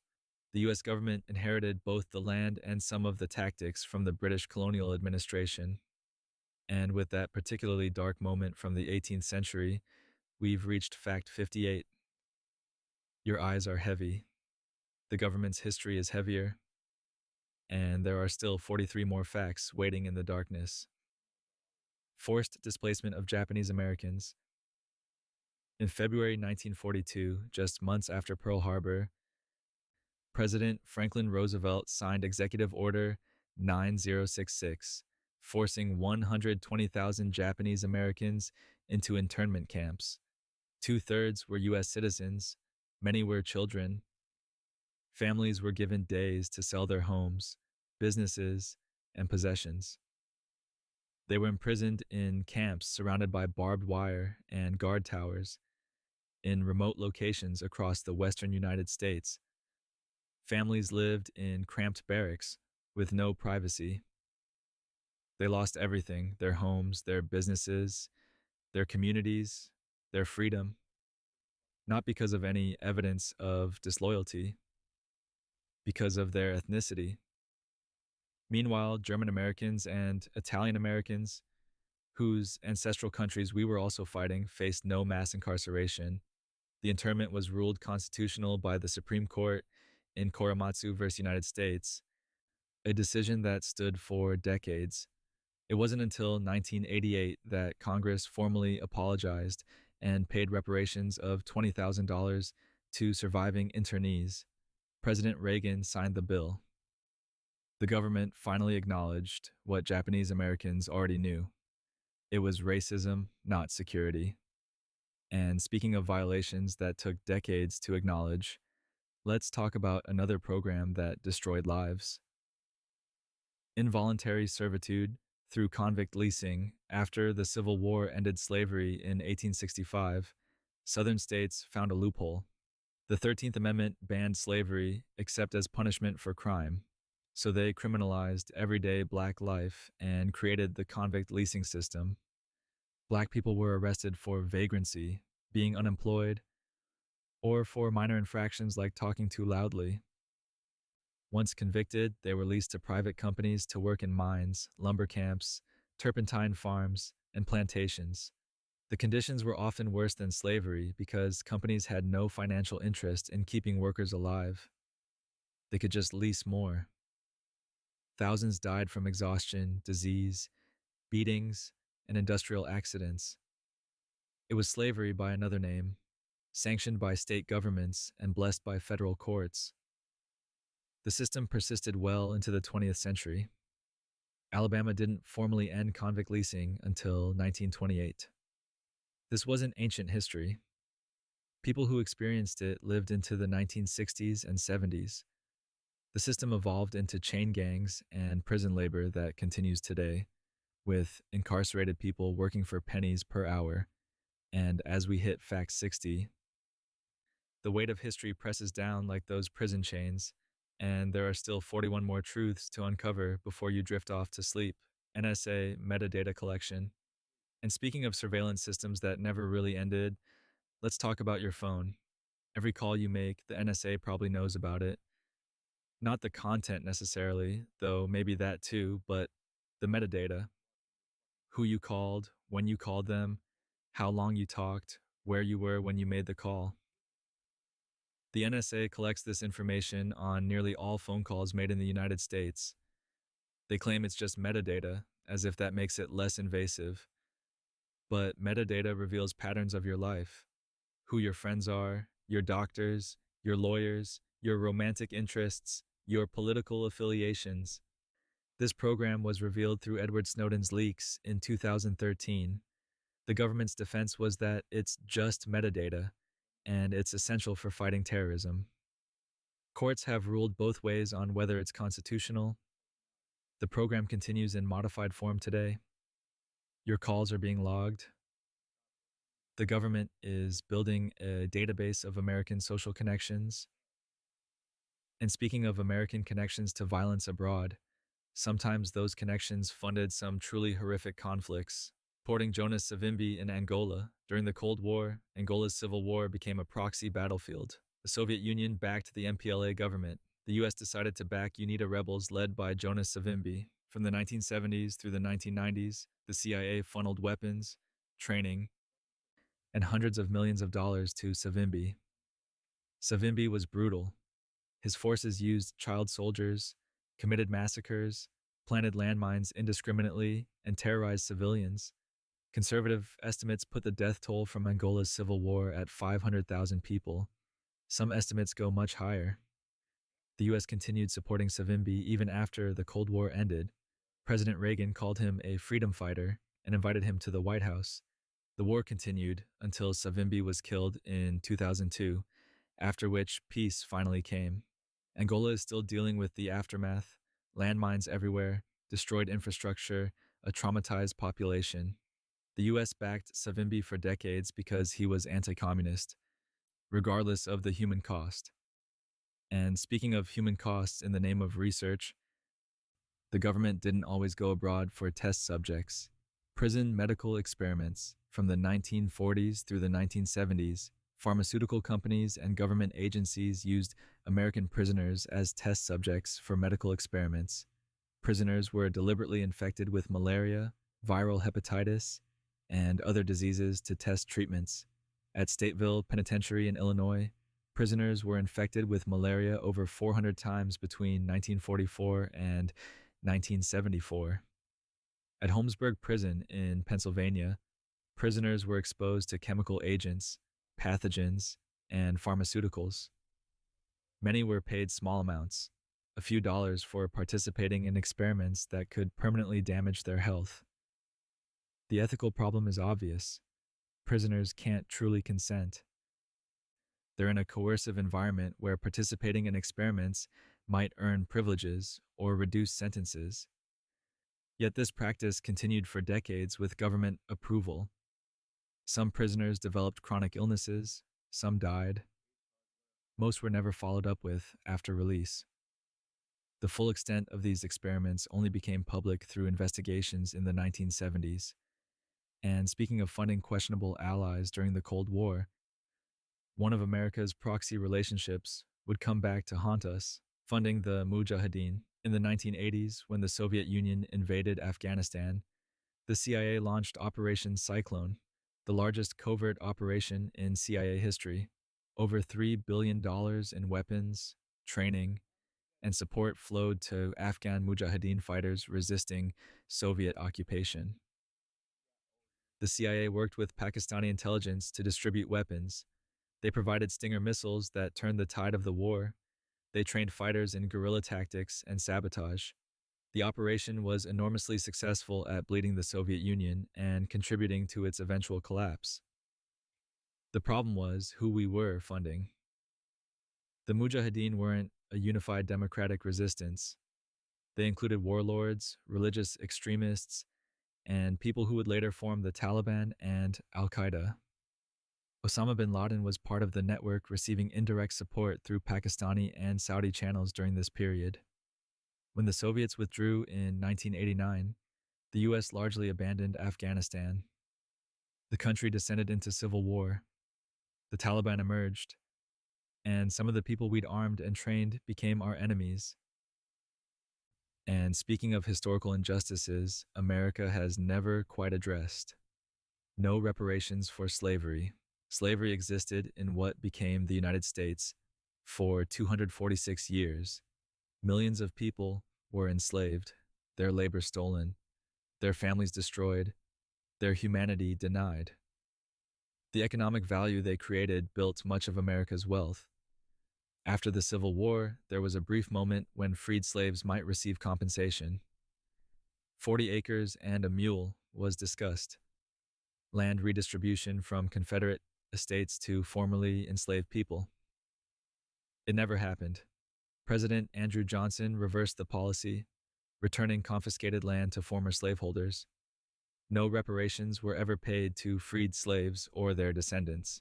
Meanwhile, former slaveholders in some cases received compensation for their property loss when slaves were freed. The government paid the owners, not the enslaved. In recent decades, the reparations debate has resurfaced. Some municipalities have created programs, but no federal reparations have been paid. The wealth gap between Black and white Americans, directly traceable to slavery and subsequent discrimination, remains enormous. And speaking of harm inflicted on Black communities, Sometimes it came from the sky, radioactive particles over St. Louis. In the 1950s and 60s, the US military conducted secret tests spraying radioactive particles over St. Louis. They mounted chemical dispersal equipment on buildings and vehicles in predominantly black neighborhoods and released zinc cadmium sulfide mixed with radioactive particles. The military claimed the tests were to create smokescreens to protect cities from Soviet attacks. They said the compounds were harmless. Decades later, researchers discovered the tests had used radioactive materials and that the military had specifically targeted poor minority neighborhoods. Residents were never informed. Children played outside while radioactive particles settled on their schools and homes. Some areas were sprayed up to 1,600 times. Studies have suggested potential links between the tests and cancer clusters in those neighborhoods. The full extent of the tests wasn't revealed until the 1994, when journalists uncovered documents through FOI requests. The Army maintained the materials were safe, but families affected remain unconvinced. And speaking of government agencies abusing their power for leverage, the FBI had some particularly dark tactics. FBI sexual blackmail operations. J. Edgar Hoover ran the FBI for 48 years, and during that time, he accumulated files on politicians, judges, and prominent figures containing information about their private lives, especially their sex lives. These files that were weapons. The FBI used surveillance, wiretaps, and informants to gather compromising information, then used it to blackmail officials into compliance. If a congressman opposed Hoover or threatened FBI funding, suddenly information about affairs or sexual orientation might leak. The threat was usually enough. Hoover allegedly had files on multiple presidents and used them to ensure his position was secure. He survived 8 presidents and wielded power far beyond his official role because people feared what he knew. The FBI also ran active sexual entrapment operations, similar to the CIA's Operation Midnight Climax. They'd facilitate compromising situations, document them, then use the evidence for blackmail or to neutralize political opponents. After Hoover's death, reforms were supposed to prevent this abuse, but the infrastructure of surveillance he built largely remained. And speaking of lasting consequences from American military operations, some weapons leave poison that lasts generations. Depleted uranium in Iraq during the Gulf War and the Iraq War. The US military used depleted uranium ammunition extensively. It's incredibly dense and effective at piercing armor. It's also radioactive and toxic. When depleted uranium rounds hit targets, they create dust that can be inhaled or ingested. This dust settles into soil and water. The military said it posed minimal health risk, but since the wars, Iraq has seen dramatic increases in birth defects and childhood cancers, particularly in areas of heavy fighting like Fallujah. Studies have documented elevated uranium levels in soil, water, and human tissue in affected areas. Iraqi doctors report rates of congenital disabilities far above pre-war levels. Some birth defects are severe and heartbreaking. Children born with major organ problems, skeletal deformities, neurological damage. The U.S. Department of Defense maintains that depleted uranium is safe when handled properly. But handled properly doesn't account for civilian populations living in contaminated areas for decades after the fighting ends. The half-life of uranium-238 is 4.5 billion years. And speaking of justifications for that war that turned out to be false, the WMD lies in 2002 and 2003, the Bush administration built the case for invading Iraq on the claim that Saddam Hussein possessed weapons of mass destruction. Secretary of State Colin Powell presented evidence at the United Nations. President Bush, Vice President Cheney, and other officials repeatedly warned that Iraq had chemical and biological weapons and was pursuing nuclear weapons. The invasion happened in March 2003. As troops searched Iraq, they found nothing. No stockpiles of chemical weapons. no biological weapons programs, no nuclear weapons program. The intelligence had been wrong, or more accurately, it had been manipulated and exaggerated. The famous mobile biological weapons labs were weather balloon equipment. The aluminum tubes, supposedly for nuclear centrifuges, were for conventional rockets. The yellowcake uranium from Niger was based on forged documents. Investigations later revealed that intelligence agencies had doubts about the WMD claims, but those doubts were suppressed or ignored.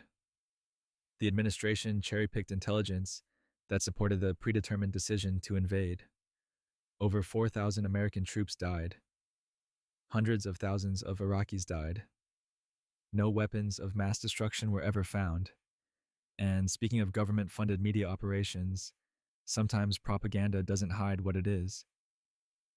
Radio Free Europe and Radio Liberty during the Cold War, the CIA created and funded Radio Free Europe and Radio Liberty, broadcasting stations that transmitted news and programming into Soviet controlled territories. On the surface, they were independent news organizations. In reality, they were propaganda operations funded by American intelligence. Radio Free Europe targeted Eastern European countries. Radio Liberty targeted the Soviet Union itself. They broadcast pro-Western content, anti-communist messaging, and information designed to undermine Soviet authority. They were remarkably effective at circumventing Soviet censorship. The CIA's involvement was supposed to be secret. When it was exposed in the late 1960s, it caused a scandal. The stations were transferred to a more transparent government board, but their mission remained essentially the same.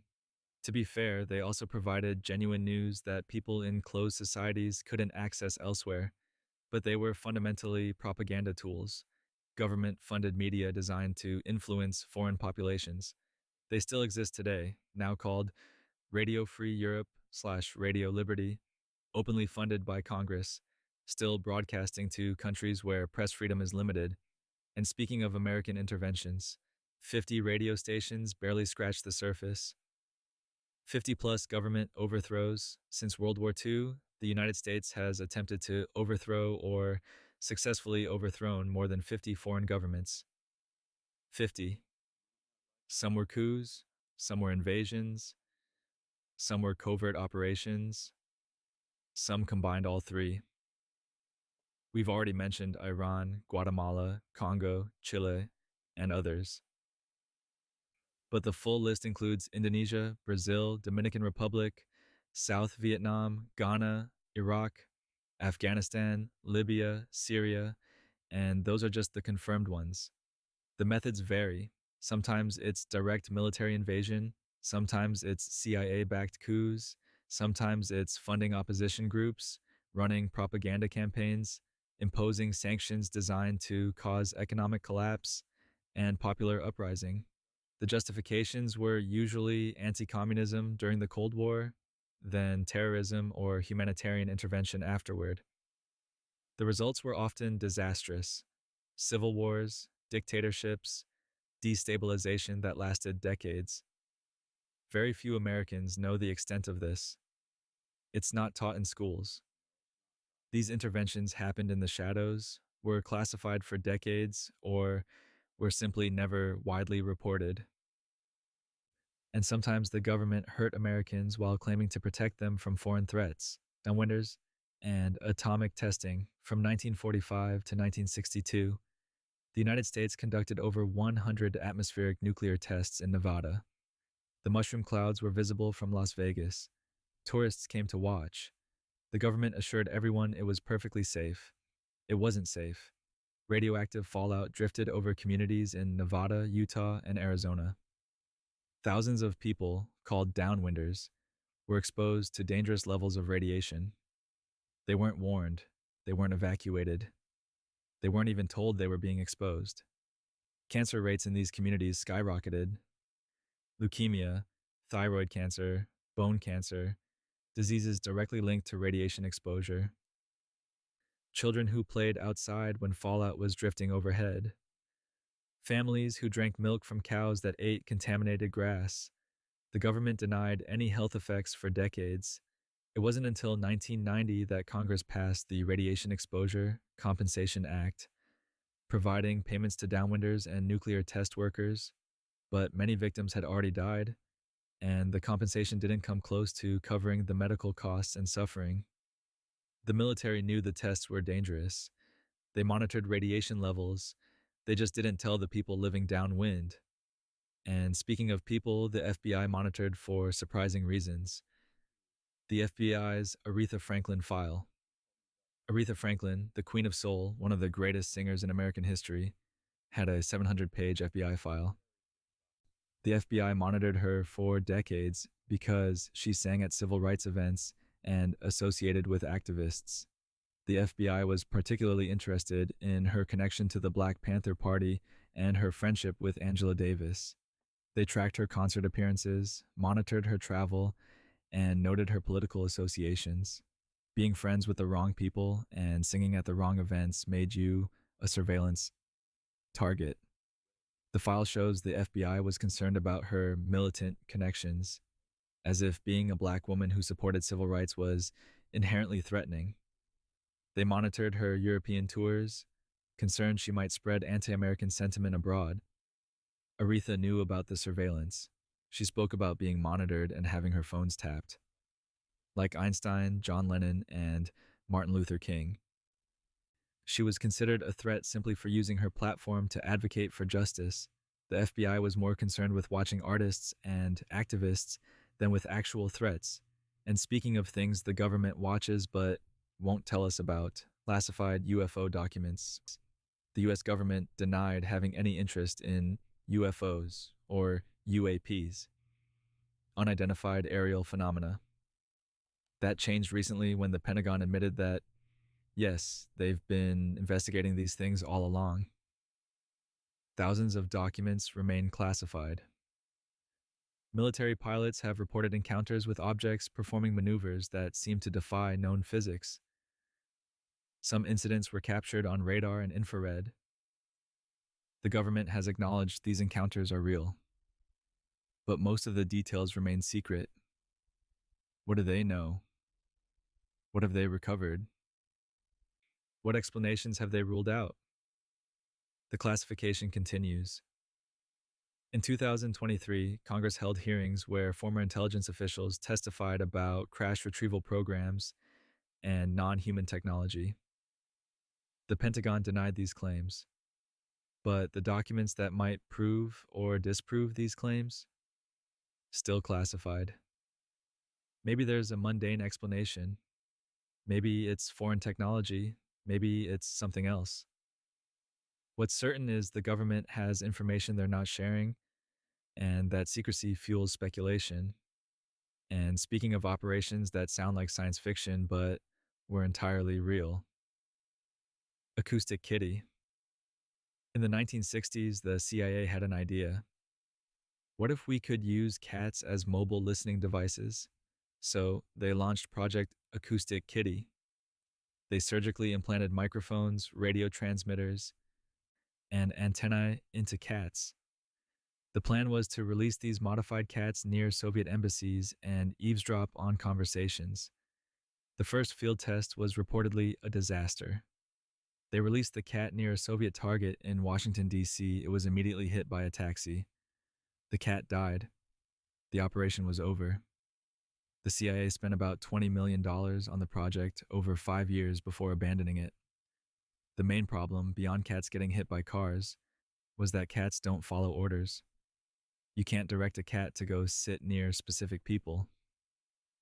Cats do what cats want. The project was declassified in 2001. The CIA admitted it happened, but claimed the taxi story might be apocryphal. Either way, they definitely tried to turn cats into cyborg spies. And speaking of operations with much darker consequences than dead cats, supporting genocide in East Timor. In 1975, Indonesia invaded East Timor. Over the next quarter century, Indonesian forces killed 300,000 people, about a third of East Timor's population, through direct violence, starvation, and disease. The United States knew about the invasion before it happened. President Ford and Secretary of State Henry Kissinger met with Indonesian President Suharto just hours before the invasion began. They gave him a green light. Indonesia was an anti communist ally. East Timor's independence movement had leftist elements. The Cold War logic applied. For the next 24 years, the US provided Indonesia with weapons, military training, and diplomatic cover at the UN. We knew about the massacres. We kept supplying weapons. American made aircraft and weapons were used to kill civilians. The genocide only ended in 1999 after the Cold War was over, and international pressure finally forced Indonesia to allow a referendum. East Timor became independent in 2002. The US supported Suharto's regime throughout the genocide. We prioritized strategic interests over 300,000 lives. And speaking of attacks where official explanations don't quite satisfy, the USS Liberty incident. On June 8, 1967, during the Six-Day War, Israeli forces attacked the USS Liberty, an American naval intelligence ship in international waters. Israeli aircraft and torpedo boats struck the ship for over 2 hours, killing 34 crew members and wounding 171. Israel claimed it was a case of mistaken identity. They thought it was an Egyptian ship. The US government accepted this explanation, but many survivors and investigators have questioned this account. The Liberty was flying an American flag. It had clear US Navy markings. The attack lasted 2 hours in good visibility. Some survivors believe Israel attacked deliberately because the Liberty was monitoring communications during Israel's operations. The Johnson administration allegedly suppressed investigation to maintain relations with Israel. Crew members who tried to speak publicly about inconsistencies in the official story faced pressure to remain silent. Documents remain classified. Official investigations concluded it was an accident, but questions persist decades later. The U.S. response was notably restrained compared to how it typically responds when American service members are killed. And speaking of operations that definitely weren't accidents, let's talk about what happened after September 11th, a torture program. After 9/11, the CIA established a network of secret prisons called black sites around the world. They detained suspects without trial and subjected them to what the government called enhanced interrogation techniques. Everyone else called it torture. Waterboarding, sleep deprivation for up to 180 hours, confinement in coffin-sized boxes, stress positions, hypothermia, rectal feeding. At least 119 detainees went through the program. At least 39 were tortured. Some detainees were innocent. Gul Rahman froze to death in a CIA black site because guards stripped him naked and left him chained to a concrete floor. Abu Zubaydah was waterboarded 83 times, and the CIA later admitted he wasn't even a member of Al-Qaeda. The Senate Intelligence Committee investigated and produced a 6,000-page report. Only the 500-page summary was released. It concluded the torture was brutal, ineffective, and that the CIA lied about it to Congress and the president. No one was prosecuted. The program officially ended, but accountability never came. And speaking of America's relationship with imprisonment, highest incarceration rate in history. The United States has the highest incarceration rate in the world. We have less than 5% of the world's population, but nearly 25% of the world's prisoners. Over 2 million people are incarcerated in American prisons and jails right now. This isn't because Americans are uniquely criminal. It's because of policy choices, the war on drugs, mandatory minimums, 3 strikes laws, harsh sentencing guidelines. These policies disproportionately affected Black and Latino communities. The incarceration rate increased 700% from the 1970s to the 2000s. Private prison companies profit from this. Communities are destroyed by mass incarceration. Families are separated. People lose voting rights, job opportunities, housing access. The U.S. incarcerates more people than authoritarian regimes we criticize for human rights violations, We imprison people at higher rates than Stalin's Soviet Union at the height of the gulags. That's not hyperbole, that's statistical reality. The system is designed to maintain itself. Prisons need prisoners. And speaking of controversial government decisions with global implications, gain of function research funding, for years, the US government funded research that involved making viruses more dangerous, called gain of function research. The idea was to study how viruses might evolve to better prepare for pandemics. The risk was creating more dangerous viruses that could escape the lab. The National Institutes of Health funded coronavirus research at the Wuhan Institute of Virology in China through grants to EcoHealth Alliance. This research involved modifying bat coronaviruses. When COVID-19 emerged from Wuhan, questions arose about whether lab research could have been involved. The exact origins of COVID-19 remain disputed, but what's clear is that the US government funded risky virus research at a lab in the same city where a pandemic started, then initially dismissed lab leak theories as conspiracy theories. Congress has held hearings. Documents show the research was riskier than initially disclosed. Some officials denied funding gain of function research, then later acknowledged it met the technical definition. Whatever the origins of COVID, the controversy revealed that the government funded potentially dangerous research with insufficient oversight in foreign labs, then wasn't fully transparent about it. And with that, we've reached fact 80. 21 more remain. Your eyelids are heavy. The government's secrets are heavier. FBI agents provocateurs in anti-war movement. And speaking of infiltration, the FBI didn't just watch the anti-war movement during Vietnam. They actively tried to destroy it from within. They planted agents provocateurs who encouraged violence, created division, and committed crimes to discredit peaceful protesters. These agents would show up at meetings and push for radical action. They'd suggest bombing campaigns or violent confrontations. When activists resisted, the agents would create factions and splits. Some planted evidence, others committed acts of vandalism and blamed activists. The goal was to turn public opinion against the anti-war movement by making it seem violent and extreme. It worked remarkably well. Many groups collapsed under the pressure of internal suspicion and external prosecution. Years later, these operations were exposed, but the damage was permanent. And speaking of damage the government did to Southeast Asia, more bombs on Laos than Japan. We mentioned the secret bombing of Laos earlier, but here's the scale. The United States dropped more bombs on Laos than on Japan during all of World War II. Japan, an industrialized nation we fought for years. More bombs than that dropped on a small, neutral agricultural country. Over 2 million tons on Laos. Japan received about 160,000 tons. That's more than 12 times the tonnage. On a country roughly the size of Utah, on a population of about 2 million people. The bombing lasted 9 years. Every 8 minutes, 24 hours a day. Another plane load. The country is still covered in unexploded ordnance that kills people every year. And the American public didn't know it was happening. And speaking of things that happened that still haven't been acknowledged, no acknowledgement for COINTELPRO victims. COINTELPRO was exposed in the 1970s. The FBI admitted to illegal surveillance, harassment, and disruption of activist groups. Congressional hearings were held. Reforms were promised. But here's what didn't happen. No official acknowledgement of victims. No comprehensive compensation program.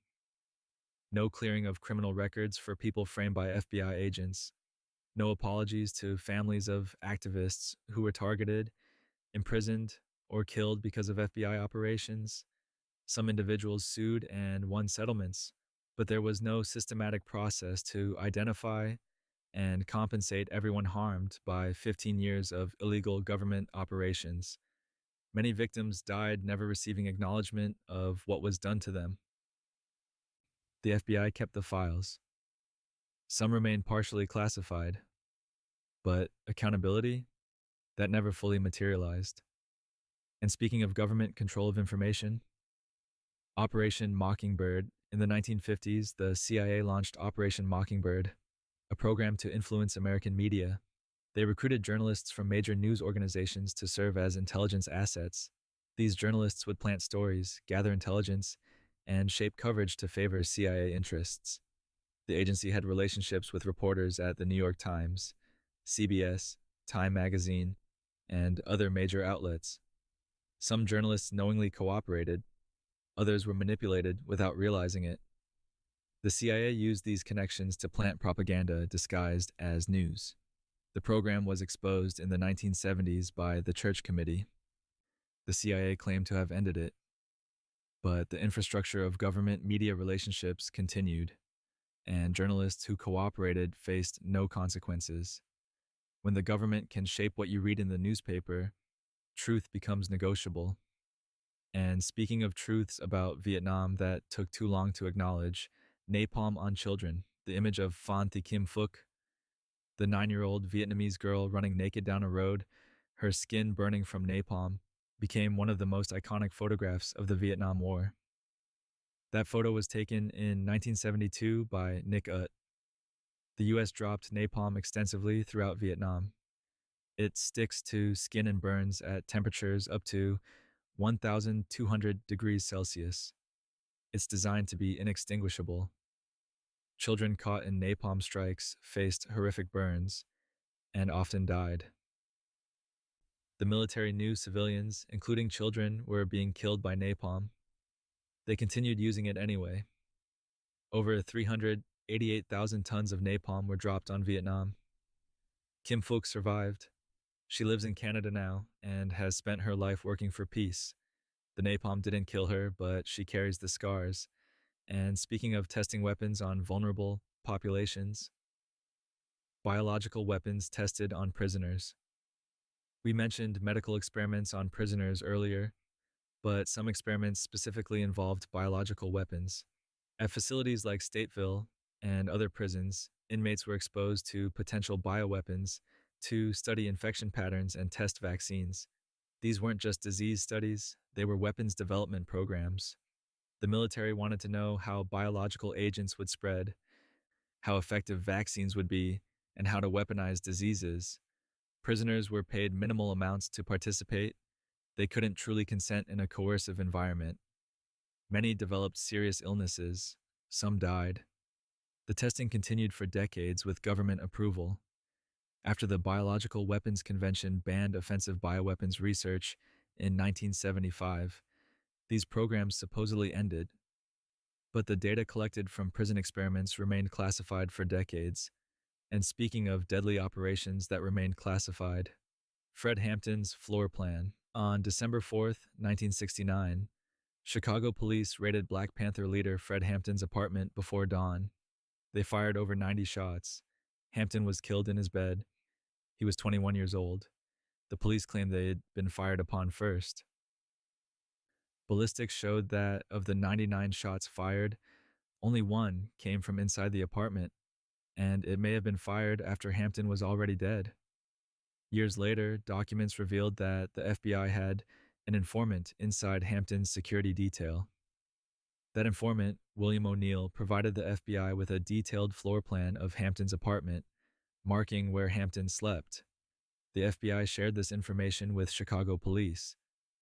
Hampton was likely drugged that night. The raid was essentially an assassination. It was part of COINTELPRO's campaign to neutralize Black Panther leadership. And speaking of international agreements, America refuses to sign. Not ratifying Children's Rights Convention, the United Nations Convention on the Rights of the Child was adopted in 1989.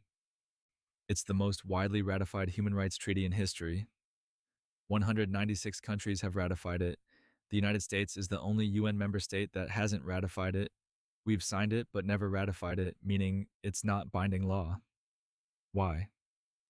Various reasons have been given over the years: concerns about parental rights, opposition to restricting juvenile life imprisonment, resistance to international law superseding state law. The result is that America stands alone in refusing to formally commit to international standards for children's rights. We're in the company of no one. Every other country has ratified it. And speaking of atrocities America was slow to acknowledge, My Lai Massacre. Cover up on March 16th, 1968. American soldiers murdered between 347 and 504 unarmed Vietnamese civilians in the village of My Lai. Women, children, elderly people executed in ditches, their homes burned. The army initially reported it as a military victory against Viet Cong forces. They claimed 200 combatants killed and minimal civilian casualties. It was a complete fabrication. A helicopter pilot, Hugh Thompson, who witnessed the massacre, tried to stop it and later reported it. The army covered it up for over a year. It only became public when investigative journalist Seymour Hersh exposed it in November 1969. 26 soldiers were charged. Only one, Lieutenant William Calley, was convicted. He served 3.5 years under house arrest. The cover-up went all the way up the chain of command. And speaking of journalists who exposed uncomfortable truths, discrediting Gary Webb. Remember Gary Webb, the journalist who exposed CIA connections to cocaine trafficking? After major newspapers attacked his reporting, he lost his job and his career was destroyed. He died in 2004 from 2 gunshot wounds to the head, ruled a suicide. But here's what happened after his death. The CIA's own Inspector General report confirmed much of what Webb reported. Other journalists revisited his work and validated it. He'd been right. The initial attacks on Webb came partly from CIA public relations efforts. The agency launched a campaign to discredit his reporting, feeding information to friendly journalists who then attacked Webb's credibility. It worked. Webb was professionally destroyed. Years later, the truth vindicated him. But he wasn't alive to see it. And speaking of the cocaine connection he exposed, Contras trafficking cocaine. The Nicaraguan Contras that the U.S. funded in the 1980s weren't just fighting communists. They were trafficking cocaine into the United States. Multiple investigations confirmed this. The Kerry Committee report in 1989 found that individuals and companies involved in the Contra supply network engaged in drug trafficking. The CIA's Inspector General report in 98 confirmed the agency knew about it and did nothing. Senior Contra officials were drug traffickers. The infrastructure the U.S. helped build for supplying the Contras was used to smuggle cocaine. The DEA knew. The CIA knew. They prioritized funding the Contras over stopping drug trafficking. The crack epidemic that devastated American cities in the 80s had direct connections to Contra cocaine trafficking. And speaking of the lengths the CIA would go to test drugs on people, Frank Olson's fall. In 1953, CIA biochemist Frank Olson fell to his death from a 13th floor hotel window in New York. The CIA claimed it was suicide. His family was told he'd had a psychotic break. 22 years later, the truth came out. The CIA had dosed Olson with LSD without his knowledge as part of MKUltra experiments. He fell from the window 9 days later. The CIA paid the family $750,000 and apologized. But questions remained. In 1994, Olson's body was exhumed. A forensic pathologist found evidence suggesting he'd been struck on the head before going out the window. The family believes he was murdered. The CIA has never fully explained what happened that night. Olson's death remains officially a suicide, but the evidence suggests otherwise. And speaking of organizations the FBI considered threatening, Catholic Worker Movement as threat. The Catholic Worker Movement, founded in 1933 by Dorothy Day and Peter Morin, advocates for nonviolence, voluntary poverty, and helping the poor. They run soup kitchens and homeless shelters. They're pacifists inspired by Catholic social teaching. The FBI considered them a threat. They maintained surveillance files on Dorothy Day and the movement for decades. Why? Because they opposed war and advocated for social justice. During the Vietnam War, some Catholic workers engaged in civil disobedience against the draft. This made them FBI targets. The Bureau infiltrated Catholic worker houses, monitored their meetings, and tracked their members. A movement based on feeding the hungry and opposing violence was treated as a national security threat. The files were released decades later. And speaking of secret operations that lasted for years, 4 years of secret bombing. We've mentioned Cambodia multiple times, but it's worth emphasizing. The United States secretly bombed Cambodia for 4 years before Congress found out. From March 1969 to May 1970, the bombing was completely hidden from the American public and most of Congress. President Nixon and Henry Kissinger ordered it. They falsified reports to hide it. Pilots were told to lie in their mission logs. The bombing campaigns were given false coordinates in official records. When it was exposed, it became part of the articles of impeachment considered against Nixon. The secret bombing contributed to his downfall, but only after 4 years and hundreds of thousands of tons of bombs had been dropped. Entire sections of Cambodia were destroyed without Americans knowing it was happening. And speaking of information that's still being kept from Americans, classified September 11th, Saudi connections. 28 pages of the congressional report on September 11th were classified until 2016. When finally released, they detailed possible connections between Saudi government officials and some of the hijackers. 15 of the 19 hijackers were Saudi nationals. Some had connections to individuals in the Saudi government. The extent and nature of Saudi government knowledge or involvement remains disputed. But significant information is still classified. Documents remain sealed. Congressional members who've read classified briefings say they paint a different picture than what's publicly known. The U.S. maintains close relations with Saudi Arabia despite these questions. Oil and geopolitical alliances matter more than transparency about who helped fund the worst terrorist attack in American history. And speaking of MKUltra techniques, we haven't covered yet. Hypnosis in MKUltra beyond LSD and drugs. MKUltra experimented with hypnosis as a mind control technique. The CIA wanted to know if they could create Manchurian candidates, assassins who could be programmed through hypnosis and wouldn't remember their actions. They experimented on unwitting subjects, trying to induce hypnotic states and implant suggestions. Some experiments combined hypnosis with drugs. They wanted to create controllable agents who could commit acts without conscious memory. The results are largely classified. What we know suggests it didn't work as envisioned. You can't reliably turn people into programmed assassins through hypnosis, but the CIA spent years and significant resources trying. The full extent of hypnosis experiments remains unknown because 90% of MKUltra files were destroyed.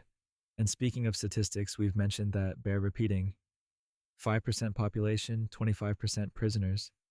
We mentioned this earlier, but it's worth emphasizing. The United States represents about 5% of the world's population, but holds approximately 25% of the world's prisoners, over 2 million people incarcerated. This isn't accidental.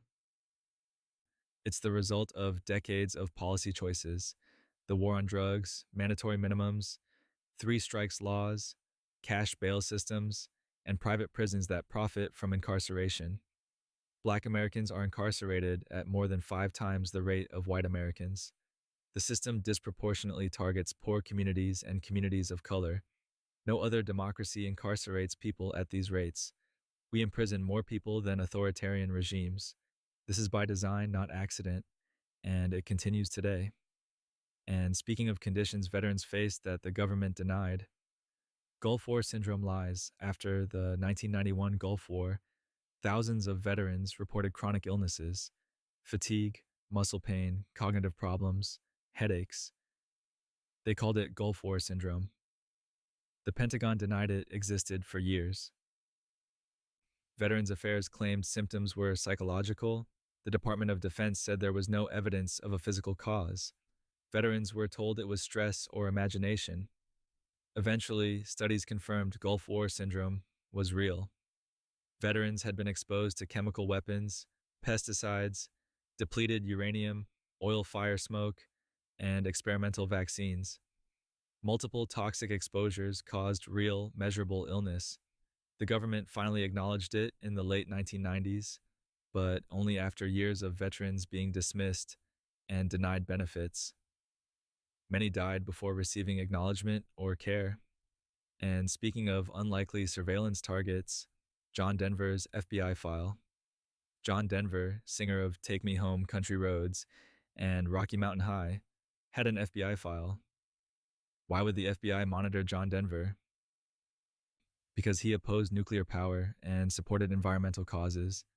In the 1970s and 80s, Denver spoke out against nuclear weapons and advocated for renewable energy. He testified before Congress about environmental issues. This made him an FBI surveillance target.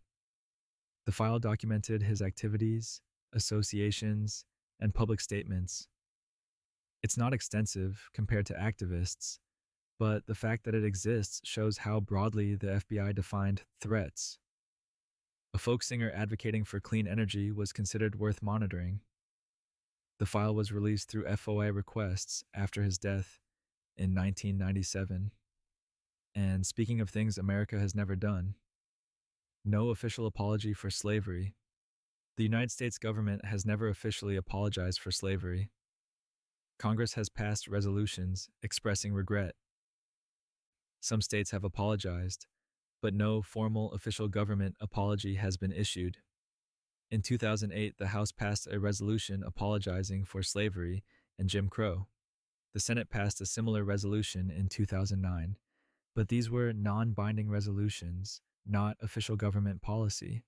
No president has issued a formal apology on behalf of the United States government, no comprehensive acknowledgement of slavery's role in building American wealth, no official recognition of the ongoing effects of that institution. Other countries have apologized for historical injustices. America, built partly on 246 years of slavery, hasn't. And speaking of accountability that never came, whistleblowers paid the price. Here's the final truth. Most of what you've heard tonight only came to light because whistleblowers risked everything. Daniel Ellsberg leaked the Pentagon Papers and faced espionage charges. Edward Snowden revealed NSA surveillance and lives in exile. Chelsea Manning exposed war crimes and spent years in prison. Frank Olson questioned MKUltra and ended up dead. Gary Webb exposed CIA cocaine trafficking and was professionally destroyed. Jeffrey Sterling went to prison for allegedly leaking information about Iran operations. These programs were designed to remain secret forever.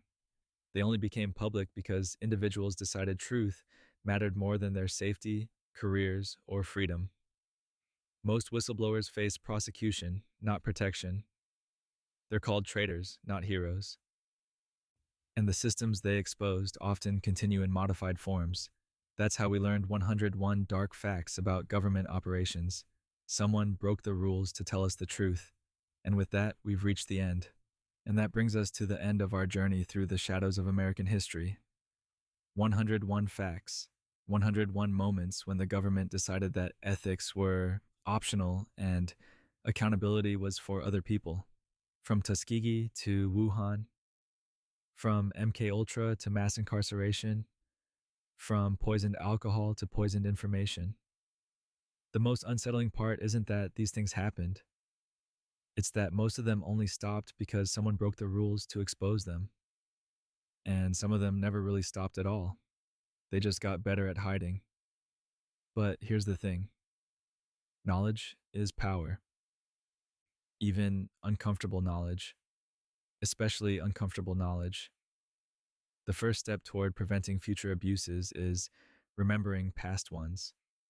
So tonight, as you drift off to sleep, be grateful that at least you live in an era where these secrets eventually come out. Even if it takes 50 years. Even if the people responsible never face consequences. And remember, the government that did all these things is the same government that promises it's learned its lesson. Sleep tight.